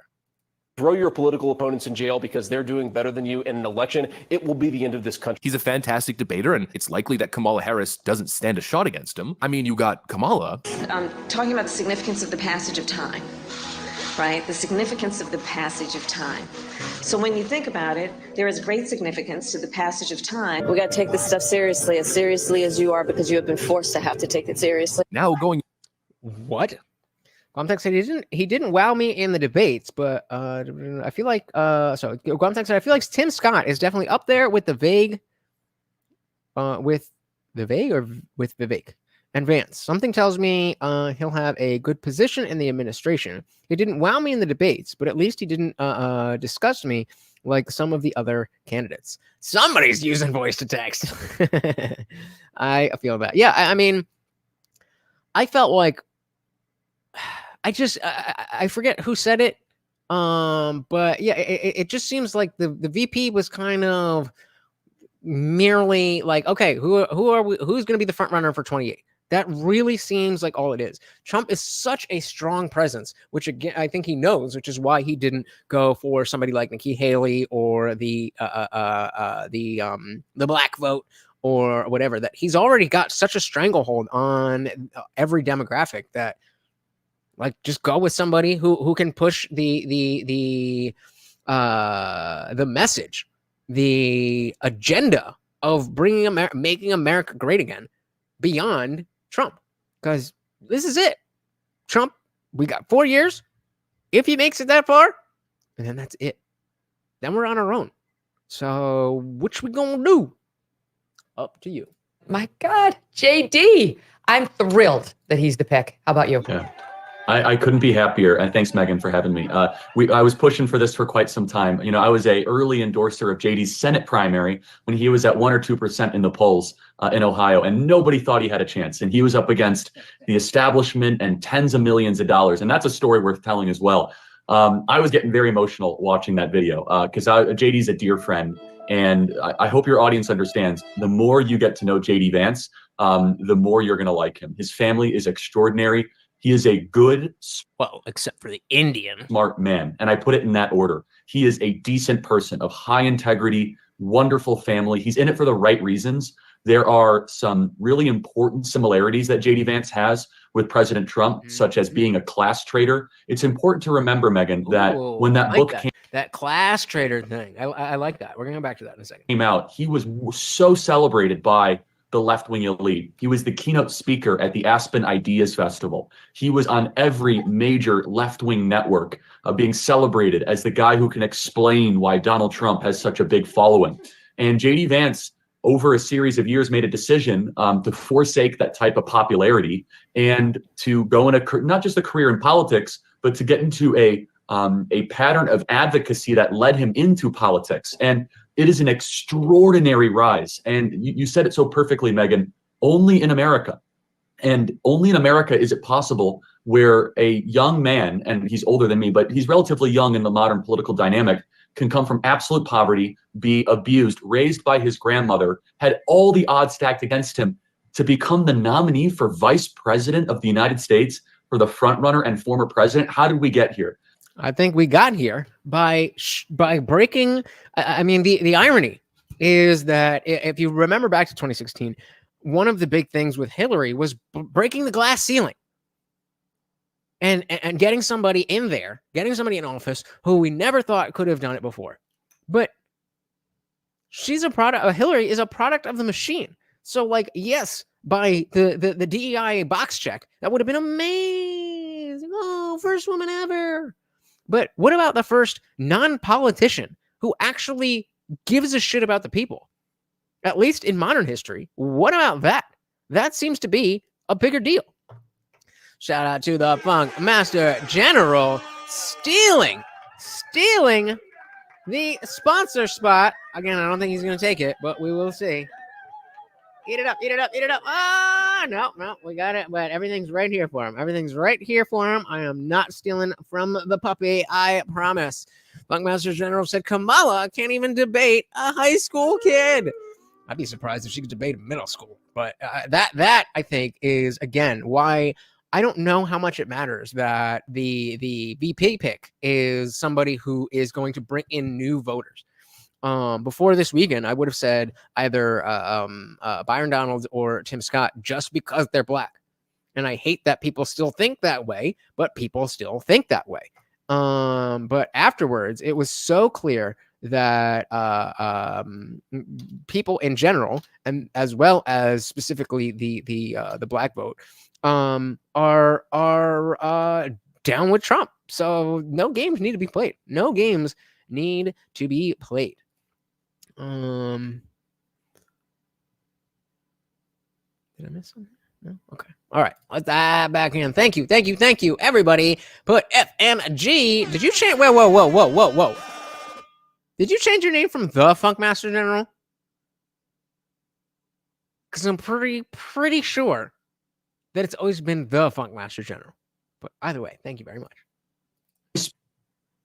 President of the United States, for the front runner and former president. How did we get here? Well, I mean, we got here first and foremost through divine providence, and I'm sure we're going to talk about that over the last week. Just the fact that this convention is still going on in its current form or fashion. But secondly, it's a testament to JD. JD did not want this, Megan. I hope everyone understands in the audience. Almost every. Neither did Trump. But he felt like, I have to do this because nobody else can or will. And he was right. And then again, if we go back to what Punchcast is saying, it's easier to raise a leader than get an old hat to change. I think this is the push. And whether it's JD, I mean, I could easily see a Vance Ramaswamy ticket in 2028. That would be the easiest thing, at least from the perspective of today. Why not? Right? So I mean, I'm very, I don't want to say I'm very happy, but I think there's nothing to be upset about. Let's put it that way. I think there's nothing to be upset about with this. So JD did not want this, Megan. I hope everyone understands in the audience. Almost everyone who was going for vice president had like war rooms, and they had, lobbying campaigns, and they were going after this to try to buddy up to Trump for the last 9 months or 10 months. When his name was first floated to become Trump's vice president potentially in February, March, he's like, me? Like, what? It's like, yeah, I love Trump, but like, what? And this is a guy who didn't ask for it. He didn't plan for it. He's not full of that kind of naked political ambition that I find to be so disgusting and repulsive. Things just kind of come to him, and people see in him the best of the Trump movement. Forgotten America, someone who lived that story and who will fight for those voters in Washington, D.C. Rich men north of Richmond. That's that motherfucker. So Guantech says, I'm sure I know the answer already. Indeed, you do. But did the bullet missing Trump make you question anything about divine intervention? Let's ask Corey. Oh, I wish I knew his name. Corey Comperatore. What's his name? Comperatore? What the fuck is this guy's name? Firefighter who died. Comperatore? I mean, you know who I'm talking about. Let's ask him. Let's ask him. Divine intervention. Let's ask his daughter.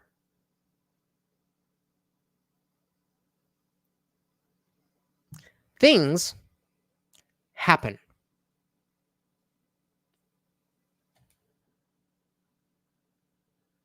Are you telling me that God took this man away from his family just to do a show of how he can get really close to Trump but kill somebody else and injure 2 other people?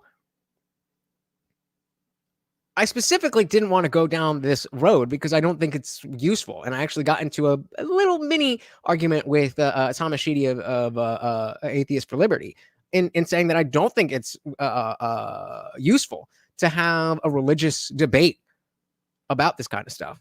But no, I mean, you know, I mean, there's been way more extreme things. There's been way more happy things. There's been way more sad things. There's been way more things to any extreme that this has not changed my vision on religion or divine intervention or anything like that. I mean, I agree. I didn't want to rain on anybody's parade, but everybody's like, oh, by the grace of God and Punchcast equating divine intervention is shit in this. I agree. I mean, I see why. If you already are primed to think that, why? Oh, well, you know, bad thing happened, but it's not as bad as it could be, so must be God. Well, that's a shitty God. That's a shitty God. Yes, it could be worse, but that doesn't mean it's not shitty. Somebody died. A father died. A girl is without a father. So no. If this is the doing of God, this is all the more reason that if I eventually discover that he exists, then I will never worship him. Because Trump was likely already going to win. Nobody needed to die. And so as much as I'm not going to put the death of Corey Comperatore on God, I'm also not going to put the luck that Trump had on God either. I think that's fair. But tell me if you disagree. America, someone who lived that story and who will fight for those voters in Washington, Rich D.C. man, north. You know, I said this before to our audience here, and I said this isn't like said in a romantic way, but my time with him, and we were there for a few days, led me to believe that this is a beautiful man. He's a beautiful man, and and I think that opening shows you what I mean. He's thoughtful, he's soulful, he's reflective, he's introspective. And I happen to love the fact that his good character, his survival, was shaped by women. It was his mama who got him through this childhood and her strength. His sister, with whom he has such a loving and dear relationship to this day, loved Lindsay. And then I love the fact that it's Amy Chua at Yale Law School, who's like one of the only non-woke. What do you guys think about that? Well, it's the women in his life. I'm not saying anything. I'm just curious what you guys think. Amazing, like normal professors at Yale Law School who would help him take the next step. You know, that she saw in him, this is not just the next generation of lawyer. This is a special guy whose voice needs to be heard well beyond the Yale Law School. All right, he tells a story here. Character was shaped. It's important to understand strong women. Without a doubt. And I mean, it's important to understand that the men in JD's life failed him. And who filled the void? As you went through the list beautifully. And so look, and JD has a huge heart. He radiates sincerity. And you know that because I'm around. Look, honestly, Megan, I'm gonna have to go through some sort of detox. I'm here at the RNC right now, and there are so many political creatures crawling around here. It's so disgusting. You know, people, it's always about honestly, it's like always about an angle, and I want something from you, and they just ooze that sort of stench of, I'm trying to game the system. With JD, it's completely different. And it's not just me. I'm going to tell you a true story. So this is in the middle of the Veep Stakes. We have our People's Convention in Detroit, Michigan. And we have nearly 10,000 people there. And I was like, hey, JD, we're doing a straw poll for the vice presidency. If you want to try to make it, I think you'll do very well because the audience likes you. It's like, yeah, it's my 10-year wedding anniversary. He's like, that's a top priority for me. He said, but let me see what I can do. So he prioritized the wedding anniversary. And he texts like the day before. He's like, okay, I think I can make it on Sunday. I said, great. So my team calls me and they said, hey, JD's coming, but he's driving himself from Columbus. It's like, what do you mean he's driving himself? This is a U.S. Senator, Megan, who might be the next vice president of the United States or the selection for VP, who literally got in a car early on a Sunday morning, drove 3.5 hours to Detroit by himself, staffed himself, was so warm to all of our staff, probably on almost no sleep, took every picture, signed every book that was asked of him, gave an amazing speech, got back in the car so he could be back at dinner in Columbus, Ohio. I mean, like So most of us, or many of us, might hear that story and be like, yeah, I mean, I've done that. There's been situations where I've done that. We forget that the political class are awful, awful, awful, awful, awful people. As he was just saying, at the RNC, there's all this degeneracy. And I definitely believe that, there's way more grifters out there than we realize, in the sense that they may believe what they say, but they don't follow what they believe. As opposed to just saying whatever to get clicks. A grifter in the sense that you're excuse me, like you believe, you say things and you believe those things, but you behave in ways that go against that. In politics, we have to see when that's not the case, and hey, that's one more point on the board for JD Vance. All right, so what else do I got here? All right, let's go over to our girl, Brett Cooper, talking about the liberal response to the assassination. And you know where we're going with this one. Break has your brain literally broken open. It's shocking. When people argue that our media is not biased, you need only to point them in the direction of the media's coverage of shootings, because it is disgusting and it will answer every single question that you have. If a shooter fits a certain profile, if it bolsters a certain narrative, the story will be on the front page of every single cover and every single social media site, and it will be immediately politicized. The shooter's face will be plastered everywhere. Politicians basically go on tour, melting down about gun laws and wanting to ban guns, and of course blaming alt-right ideologies for every one of these tragedies out in the world. But if the shooter in the story doesn't fit their narrative, or if it's somebody from their side of the political aisle, then they're silenced. And it's not even that they just choose not to politicize it and use it as a means to an end. They flat out ignore it, and they lie about it. They make it abundantly clear that they only care about innocent lives lost when it benefits them. Hold on, I hope she's bringing up all the... Okay, she is. Okay. Which is exactly what happened 72 hours ago. Before we dive into all the headlines, I was gonna say all the headlines that came out. I don't know if you guys saw what some of the early headlines were.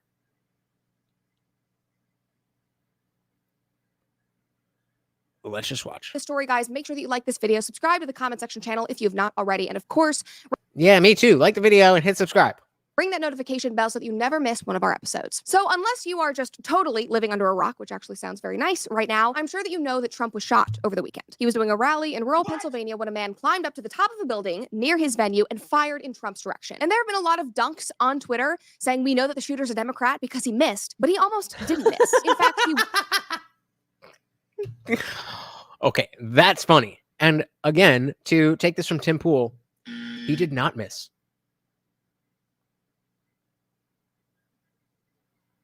He did not miss. Trump was hit. So were two others. And someone died. That's not a miss. Twitter saying we know that the shooters... Guamtag says, as a questioner in divine intervention, I want to say that that man's death did have some usefulness, even if it was tragic. I'm not trying to be offensive, but if you think about it, his death shot down any argument that this was faked. Also, going along with the idea that too many things don't add up, maybe this is what we needed to finally tip the scales. I mean, I definitely agree with your point about the aspect of shooting down any counter argument. Is that the only way God knows how to give us clear information? Is kill somebody? And again, I'm not going at you, because it's been a lot of people talking about, oh, by the grace of God, divine intervention. So I'm not aiming it at you, Comsec, but you know, that doesn't make sense. That doesn't make sense. If God wanted Trump to win, if God wanted this story to be legitimized, the only way is for somebody to die. God thinks that at least his sacrifice wasn't for nothing. Again, only if divine intervention was the case. I mean, I'm with you there. And yeah, his sacrifice wasn't for nothing. He saved the lives of his family, which is, you know, I think we can all agree, the measure and purpose of a man. But I don't see the connection to a benevolent ruler of the universe. I don't see how that connects at all with anything that could be tied to that. I don't know. Maybe you guys do, and maybe I'm just stupid, but I don't see it. Venue and fired in Trump's direction. And there have been a lot of dunks on Twitter saying we know that the shooter's a Democrat because he missed, but he almost didn't miss. In fact, he would have shot Donald Trump straight in the head if the president had not tilted his head a millisecond before that shot was fired. That's Donald Trump insane. was centimeters from death. 2 people in the crowd were also hit and are critically injured. And a former fire chief, a husband and a father named Corey, was hit by one of the bullets and was killed when he jumped over his wife and daughter to protect them. It was a dark day for our country, for democracy, for the obvious fight that's going on between good and evil in our society, and it's forcing a lot of people to show their true colors, which has sadly not been shocking. Now, first of all, it's important for everyone to note that this was live. The entire thing was televised. There were no questions that a shot had been fired. Obviously, at the time, we didn't know if anyone other than Trump had been shot, who the shooter was, if Secret Service knew, but we knew that Trump was shot, that he was hit, that he was bleeding, and that he was pulled off stage. And this is how the media decided to cover the story in the following hours. CNN. Okay, holy shit. If you guys have not seen this, you might be very, very angry in about 12 seconds. I am warning you that this is angering. This is how the mainstream media initially reported this. And said Trump injured in incident at rally. Trump injured incident. NBC News said Secret Service rushes Trump off stage after popping noises heard at his Pennsylvania rally. Oh, like those little things that you throw and then you get them at the carnival. Pop, pop, pop, pop, pop, like poppers. I guess somebody was throwing, oh, it's crazy. Somebody was throwing poppers at the president. USA Today said Trump removed from stage by Secret Service after loud noises startled the former president. Loud noises! He was just startled. Oh, oopsie, a dog barked. Donald Trump got scared. No, it is insane. Here's another one, Los Angeles Times. Trump whisked off stage in Pennsylvania after loud noises rang through the crowd. I mean, it is so dishonest that it is laughable. I mean, not even possible gunshots, not bloody Trump rushed off stage after incident, details incoming, which is more along the lines of what Fox News published. No. But exactly, like, why? Why? I don't understand. Like, even if I am an evil person who is purposely trying to mislead the American public to think that Donald Trump is evil and Biden is amazing, and if you vote for Biden, then the world will be candies and rainbows, and if you vote for Trump, even if, do they really think that we wouldn't know eventually that they reported on him getting shot and not put that in the headline? Whatever happened to if it bleeds, it leads? We were frustrated. I'm sure a bunch of you have seen the movie Nightcrawler with Jake Gyllenhaal, and we were all like, "Hey, whoa, this is a little odd." That the news is just so focused on getting the story right. Shout out to Pete Clav. Welcome to the party. P. Clav said, I'm worried about that too, in response to the religious takes. Vance is very religious too. I don't like when we mix too much religion with politics. Well, P. Clav, I am right there with you.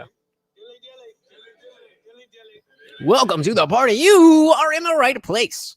Yeah, I agree. But I think, and again, this is kind of what I was talking about with Thomas from Atheists for Liberty about the nature of it's a more pressing issue to defeat the left than it is as us atheists. It's more pressing, our based atheists. It's more pressing for us to defeat the left than it is for us to defeat Christianity. And I just don't know how you can disagree with that. I don't know how you can disagree with that. And as a 501c3, as the president, he can't he can't publicize his, he can't endorse people like that. But it's a little frustrating when it's like, okay, you can't endorse somebody, but first of all, I've had interesting conversations with you and you were not sober and you were saying a lot of things that I know exactly where you stand on these issues. And I know pretty damn sure who you're going to vote for. So let's not pretend that just because publicly you can't give an endorsement, that me as an individual who just happens to be a member of your organization, that you can't say anything about my positions. Maybe that's the case. I don't know. I never owned a 501c organization. Maybe you can't even hint that you like one side over the other. I mean, I don't think that's the case. But either way, I think that trying too hard to push the anti-religious thing at this point in time, that's not the battle that needs to be had. And I'm not only an atheist, I'm an anti-theist. I think that religion is bad for society. I think that religion is holding us back. But it's not actively hurting people like leftism is. And so y'all can keep hanging on to that for a while. The Islamists are going to take over the rest of the world, and then they're going to come and try to take over you, and then secular morality will win. But until then, you believe whatever the hell you want to believe. But it's super fucking annoying. Welcome to the Party P Club. Trump rushed off stage after incident, details incoming, which is more along the lines of what Fox News published. No, he was scared by the loud noises. Now, my personal favorite one was also from CNN. They said, Secret Service rushes Trump off stage after he falls at rally. After he falls. Try to turn him into Biden now? After he falls. Is that even accurate? Did he even fall? Can you even call that falling? I think diving to the ground is a little bit more accurate. Was that what you're doing? How dumb do you actually think your readers are? Or do you actually just not care and you want to do everything in your power to disarm the situation, calm everything down so that Trump doesn't become a martyr? Because that's the scary question, is that as much as it's like, come on, you think that you're going to be able to pull the wool over people's eyes when the president was not only attempted, but he was actually shot in the head. And they're like, yeah, let's just see how far we can take this. I really wonder how many people, if they hadn't changed those headlines, would just not know. I really wonder. That's my assumption. I mean, I just want to have a word with whoever educated these journalists because it feels like it's getting worse every single year. I know for a fact that it wasn't Grand Canyon. Now, of course, it's the media. So this did not stop with just the headlines. This story dominated the news cycle for 48 hours straight or more, and the media spin was immediate. On CNN, for example, one host was really focused on Trump's rhetoric after he got shot. Remember, this man has just been shot. And this is what she decided to talk about. I do want to say there was one thing that when I watched the tape, I found odd because of all of the heated rhetoric. After he was hit, former President Trump got up and said, fight, fight, fight. That's the issue with July 13th, 2024, is that the former president said, fight, fight, fight. That is the big issue with that day. If we had to just put a pin on one thing that happened wrong on July 13th, 2024, it was that Donald Trump said fight. And then he said it 2 more times. Former President Trump got up and said, fight, fight, fight. I think what we're hearing from people is that's not the message that we want to be sending right now. We want to tamp it down. So that's what they're deciding to focus on. Like, I'm sorry. What else would you like the man to say after he was just shot in the head. 'Tis but a scratch. Do you want him to roll over and cry, be whisked away, and show his voters and his fans no confidence or determination? Actually, I shouldn't even ask that. I'm sure you do. You want him weak. You want him quiet. And actually, a lot of you really do want him dead. You've been calling for it for years. I said, no. I said, if we were in high school, I'd take you behind the gym and beat the hell out of him. I will go and take Trump out tonight. And if you see anybody from that cabinet in a restaurant. Sounds like violent rhetoric to me. And guys, I did just drop the link to come on up. Do I need anywhere else? Or we got anybody on Kick? I always forget about Kick. Nope, just somebody soliciting. So yeah, I would love to talk to you guys about this. Just because we don't have something strict that we're usually we go through a specific thing, and we are at the 2.5 hour mark, but as much as I got, and you guys have been so generous that I want to keep it rolling. So come on up, let's talk about this. Let's talk, because I don't know when any new information is going to come out, and as you guys know, I am not a news channel, so I'm not going to be updating every little thing. So let's come up. Give me your thoughts. What questions do you have about what should we be looking to find out? What questions need to be answered? If you want to talk about JD Vance, all of that stuff, come on up and let's talk about it Tonight. And if you see anybody from that cabinet in a restaurant, you get out and you create a crowd. And you push back on them. And you tell them they're not welcome. But Trump is so violent. There needs to be unrest in the streets for as long as there's unrest in our lives. But Trump is so violent. They're still going to have to go out and put a bullet in Donald Trump. Fucking pardon? But it's Trump's fault. Unrest in the streets for as long as there's unrest in our lives. They're still going to have to go out and put a bullet in Donald Trump. And that's a fact. It's a fact. It's a fact. But if you've been paying attention for the last 4 years, for the last 8 years, you would not be surprised by any of this. They scream for violence. They condone violence. They beg their supporters to get in the face of Trump supporters. And then they turn around, they point the finger at us and say, you're the violent ones. And we've been taking it for 8 years. That is why this has happened. So yeah, 9. I think it's okay for Trump to throw his fist up in the air heroically and say, fight, fight, fight, when somebody just tried to kill him after threatening him, threatening his family, threatening half the population who voted for him for the last 8 years. I cannot believe that that is the thing that you're focusing on. Obviously, the response from journalists was dishonest and gross, and that was to be expected because it's 2024. But what you really need to see here are the normal people who live amongst us, who we talk to every single day, who were also celebrating this tragedy. So let's go to TikTok for that, because obviously that's where they live. Here's a little mashup courtesy of Libs of TikTok. John Wilkes Booth, if you can hear us, if you are with us, please, John Wilkes Booth, if you're... We're not even sending our best to assassinate. Because what the hell was that? Lee Harvey Oswald would never, bitch. John Wilkes Booth it's deranged. Would never. The person that at Trump at his rally was exercising that right that all of those Republicans were fighting for. So can you really blame him? That last one, the disconnect between the... Sorry, I missed that one. The person that Oswald would never, bitch.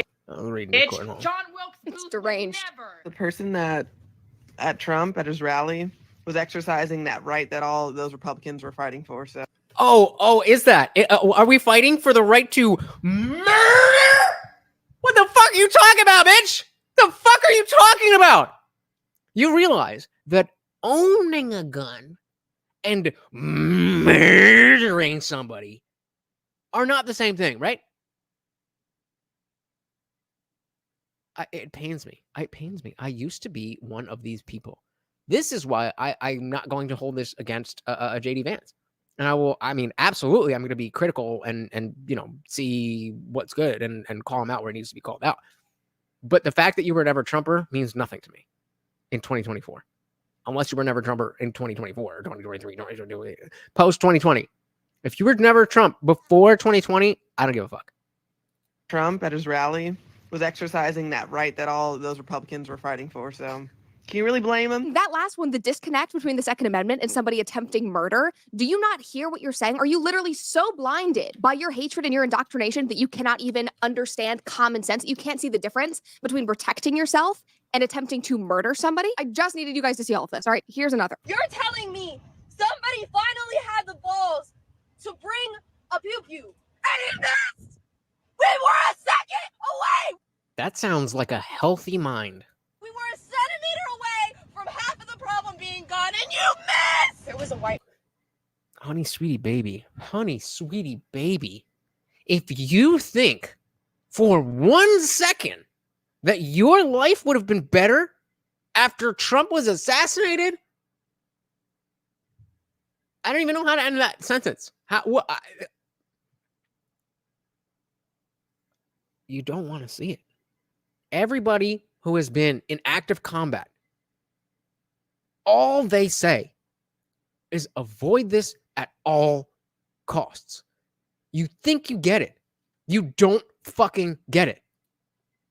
Centimeter away from half of the problem being gone. Especially this dumb AirPod. You missed! There was a white man attached to that trigger. I know it! So now it's a problem because it was a white man, and obviously white men screw everything up, including attempting to kill Donald Trump. That really shows you the state of our society right now. Now, of course, to be fair, it wasn't just on TikTok, because for hours, this was trending on X. How do you miss? And there were posts like this all across the platform and on Facebook, like this one from a local Seattle reporter who said, "Make America aim again." Now, just based on our political landscape and everything that has been said and done over the past 8 years, I'm not shocked at all that there are people out there who feel this way that are obviously still suffering from Trump derangement syndrome. But it is just a glaring reminder that we still have so far to go if we want to bring decency and class and empathy and grace back to our society.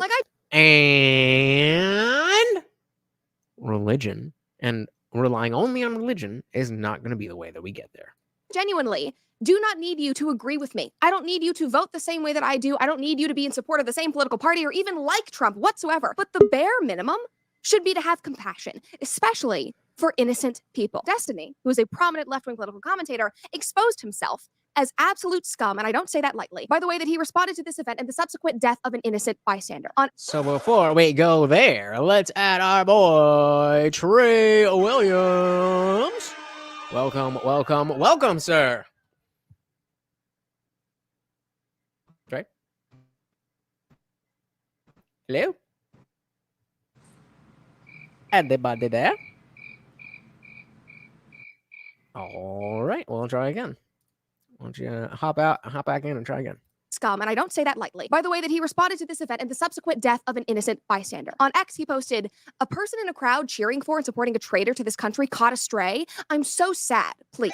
And that's not even the worst one. I saw these tweets. I was like, okay, come on, people. This is obviously from a fake account. Let's not drag him through the mud. Let's not make this more extreme than it needs to be. No, at first, I was like, oh, of course, that's Destiny. He's just, he's just engagement farming. Like, he doesn't actually think that. And then... No, that was actually him. These are still on his page right now. He also Yeah. Funkmaster said all of those people have never experienced violence outside of the movies and TV and video games. I mean, the most violence I've ever experienced as a grown man, half grown, but grown nonetheless. I've gotten in a few fights. I was held up twice. We'll call it twice. It was like 2.5, but I was held up twice, and that's the extent. It's not fun.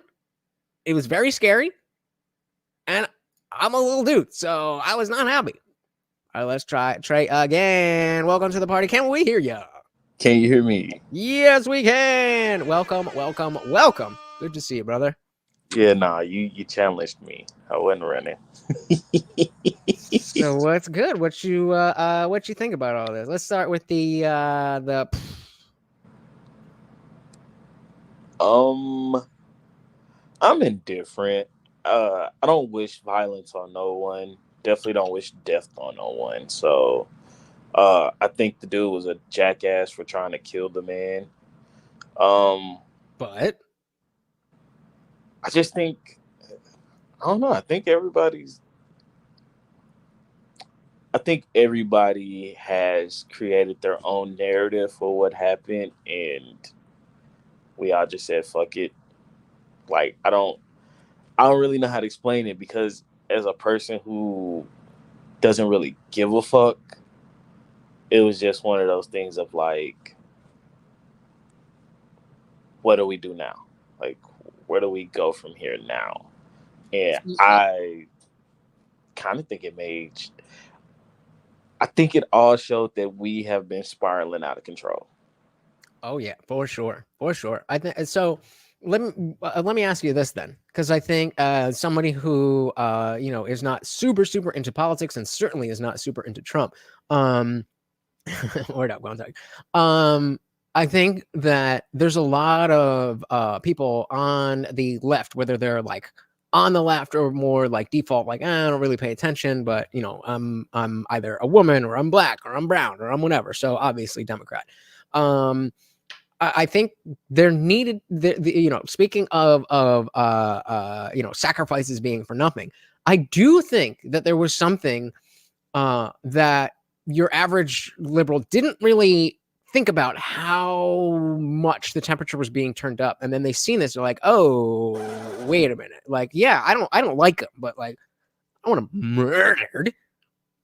Yeah, you know what I mean? Yeah, I think that, and I also think just in general, we seen like, all right, let's everybody just take a deep breath and let's actually step back and look at what we're doing. Like it was I think Kendrick Lamar, but he was like, yo, Democrats and Republicans is just Bloods and Crips, but for politics. And it's sad that it became that way. But it is one of those things of like, I know when we was having that conversation, it was me, you, Indy, and we were kind of talking about like racism and stuff. And Indy was like, it started with Obama. I agree, but I agree for a different reason. Like I was telling Harley, like, I didn't really see most people critique Obama's actual policies, but I seen them critique him, like the man Obama, not necessarily the policies he had going on. And I know that caused a lot of black people to kind of double down themselves. So I think it made that divide that was kind of just a tad bit there worse, because we felt like they were picking on Obama, where a lot of people felt like they had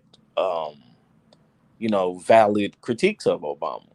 So I think it started there, and then I think the Democrats were being bitches about losing to Trump, which I don't understand how y'all thought Hillary was gonna beat Trump. I voted for Bernie. I stand on that. I voted for Bernie in 2016 and 2020, but the fact that y'all thought Hillary was going to beat Trump was fucking insane. And I thought they were being little bitches when they were crying and complaining about the election being stolen. You mean 2020? No, 2016, when they were like, Russia stole the election. I thought the Democrats were being little bitches. But then I also turned around and thought that the Republicans were being little bitches too when they felt like it got stolen. Fair enough. Let's shout out our boy Guamtech. Welcome to the party. Glad to have you. The DEI panel. The DEI panel. Let's go. In case anybody didn't know, Trey is black. So, Guamtech, how did this hit you? How did you find out, and what was your immediate reaction?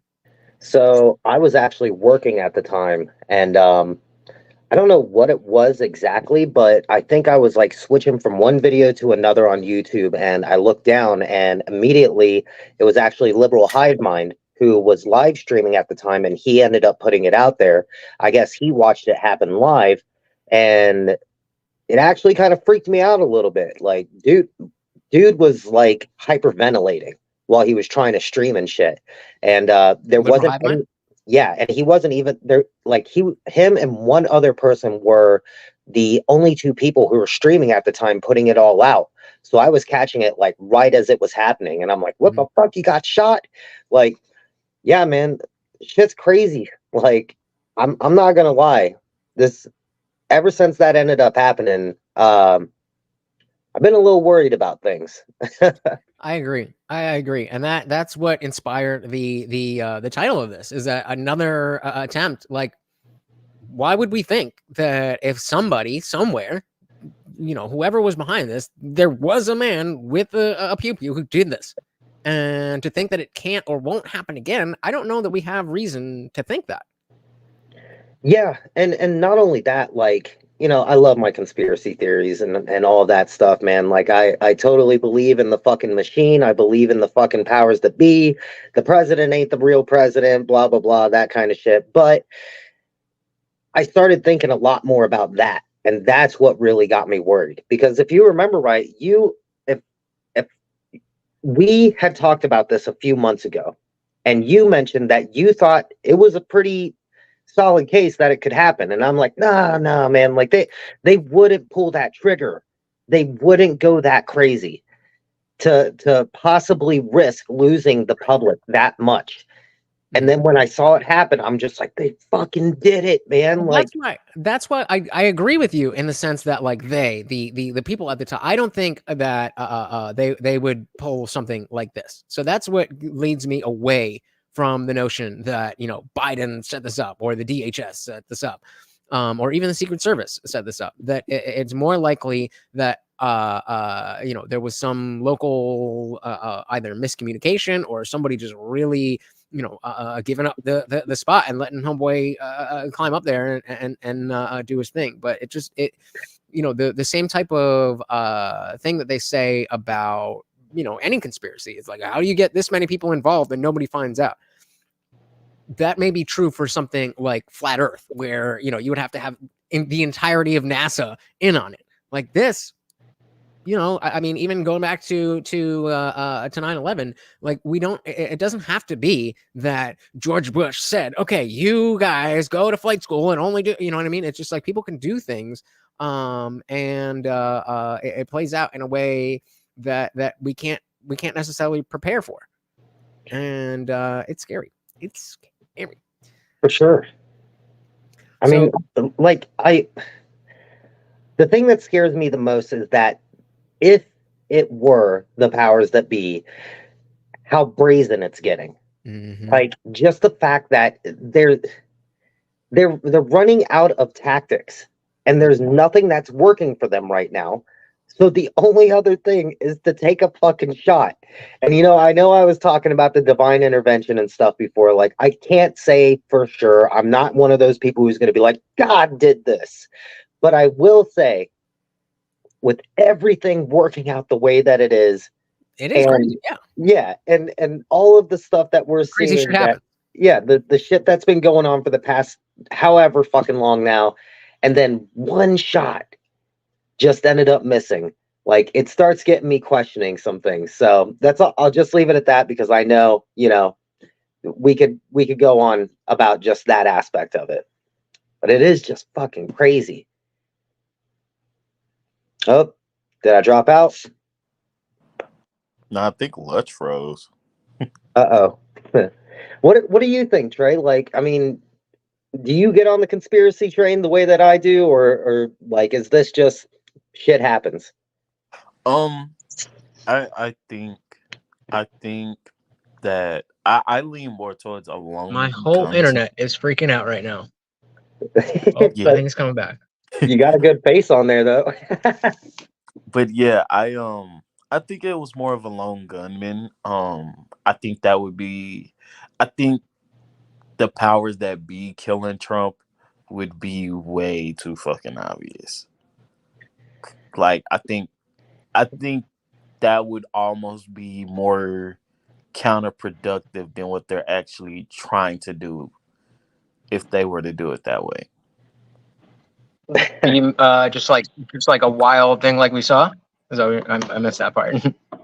Yeah, like if they were to try to unalive Trump, I think that would be way more counterproductive to, like, because it would almost be too obvious, where it's like, oh, y'all had him killed. So I think at that point it would like literally send our country into chaos. I agree. And that's why I think that, number one, it doesn't make sense that this would be some grand conspiracy. But it also, then now that Biden is sick and we know that the establishment wants to get rid of him, it's like, is this their way of doing this? Oh, I think we're back. All right, I'm going back. And the fact that Biden does not want to leave, is that a realistic way that they can get rid of him? Maybe he really does have COVID, and they're doing this, that, whatever. Like, I think that's ripe for opportunity. All right, give me 1 second here. Yeah, I mean, I want to agree. I want to say that like they wouldn't go this far, but look at how far they've gone already, man. Like it just. I guess I can just leave it at this. It would not surprise me at all. So, I think the power, like, if we were to go with the powers that be conspiracy, I think it would more so be that they want to get rid of Biden, and they knew that this would be like almost like a fuck it, we'll just let Trump have his last 4 years. Because at the end of the day, Trump can't run again. Right. So it's almost like, fuck it, we'll let Trump have his last 4 years. Because, I mean, y'all say Vivek. You know how I feel about Vivek. But I don't really see anybody on the right. I thought you were down with him. No, I can't stand that. What? I'm going to keep my words to myself. He's an I'll say that acre, for baby. Discord. Why? Because he's Indian? No, because he's an ass kisser. What do you mean? Whose ass did he kiss? Come on. Trump. He kissed Trump's. He sucked the fart out of Trump's ass. What's the difference? What's the difference between sucking the fart out of Trump's ass and legitimately liking Trump? He laid it on thick. Like he likes Trump. Like maybe he's playing politics. Maybe he's running in the Republican Party, who is completely. Yeah, but I don't. I feel like I think everybody has played the political game pretty cool when it comes to while we're in the primaries, we're kind of the enemy. But as we, drop out and stuff, like everybody kind of switches sides after we drop out. Like, I don't fuck with you while we're going against each other. But once I drop out the race, but like you're in the middle of campaigning for yourself and being like, well, I'm the second best choice. And it's like, that's I don't know. It always came off brown nosy to me. Whereas like you're in the middle of campaigning for yourself to be president and you're screaming you're the second best choice. So why the fuck would I even want to vote for you anyway? I see where you're coming from. I think that's fair. I think there was never any disillusion that he was ever going to be the 2024 president. It was very clearly a setup for a future in politics. But I definitely get that is like, if you see it that way, then I'm not going to argue with that. And I would also say too that like I don't think he was being real when he was honestly trying to run for president. I think this was calculated. I think he tried to bet on the horse that he believed in the most. He wants the MAGA movement to be as big as it is and get bigger so that maybe he has a chance the next time. I can be honest when I say I don't think that he really thought he was going to win. But if he can get out there, if he can spread the message, if he can keep on hitting where it hurts and keep on calling out the damn machine, more people are going to resonate with that and possibly give him or somebody that he's aligned with a chance later down the line and keep the movement going. So would you say then that if he didn't think that tying himself to Trump would have helped him, that he wouldn't have done it at all? I think so, because he would have just faded into the background like every other conservative politician at the time. There was nobody who stood out. See, I disagree. I think that, he was open about the fact that like, yeah, I get like this guy's here. I'm being the honest guy with you. I wasn't into politics until 2016. I had these companies. I was in this, and I do like Trump. I like the movement as a genuine tactic instead of trying to go down the road of I'm better than Trump. I don't think that would have ever been a realistic thing. And so, I mean, and again, I definitely, well, none of us are inside of Vivek's mind. But that's definitely an interesting take. And then the other part of the calculation of it would be we didn't know if Trump was going to be able to run or not. So the other side of it was going to be, okay, I've done all the stuff, and now we don't have Trump. So I'm your only hope now. And so the lack of issue that I see with that is, if that is genuine, then that's totally fine. And so you guys are saying you don't think that was genuine. I think it was calculated. If Trump couldn't run, then yes, it's genuine. If he could, then he was just ponying up and making room for himself, basically. All right. Thank you, Trey. You have a good one. I pissed him off. I'm sorry, man. No, I think both of you guys were on a small charge. So before I let you go, got to ask you about JD Vance. You said you didn't really know much about him. Obviously, we're going to be talking a lot more about him over the next 16 weeks and beyond. But from the beginning of the stream to now, where are you with JD Vance? I mean, I'm definitely still in the same boat as far as I need to do a little more research on him. I need to kind of just know what he's all about. But as far as the Trump stuff goes, I do think that he's making the right moves as far as acknowledging it and everything like that. But I'd like him, honestly, to go into a little more detail on exactly what it was that made him switch over. Like, why? I mean, he said something along the lines of, he didn't vote for him in 16. He didn't vote for him in 20. But looking back on it, he realized that Trump was the best president we've ever had. And it's like, so then why? Me too. Yeah, you had 4 years to see that. And did it take Biden just completely ruining everything for you to finally just be like, oh, actually, he was the best? So would you levy that same criticism at me, or is it specifically that you're running for office? No, it's him running for office, because there is a power play there. There is, him being able to get, the second most powerful position in the United States to be able and run with Trump. So arguably the world. Yeah, and it isn't necessarily like he would have to do this to have my vote, or to support him or whatever. Yeah. But it's more so goodwill, in my opinion.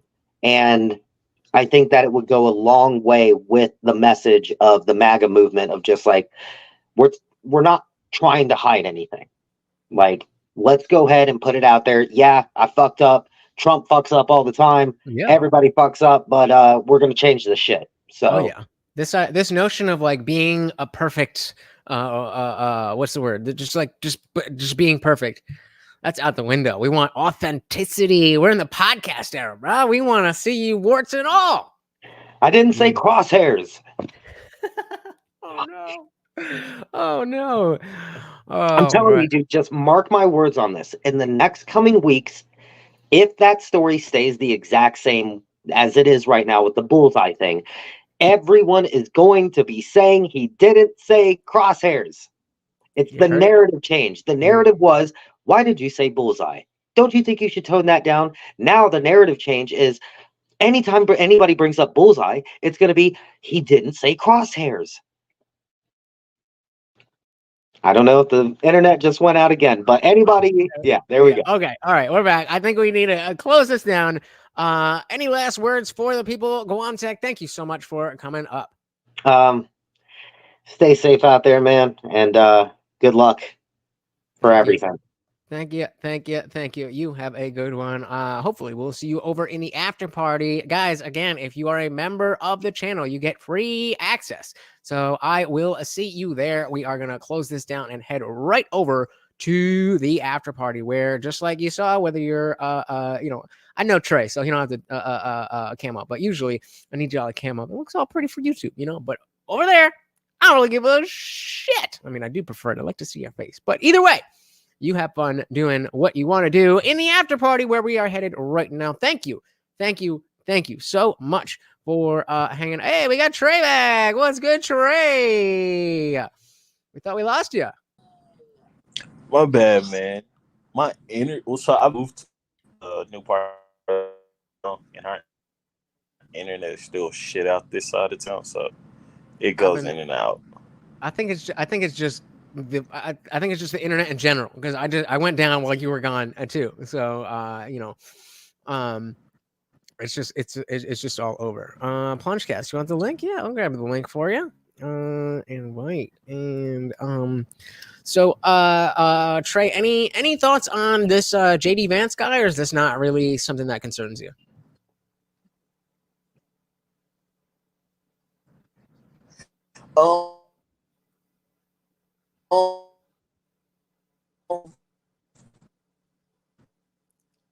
Is he a robot? I'm a little search on JD Vance.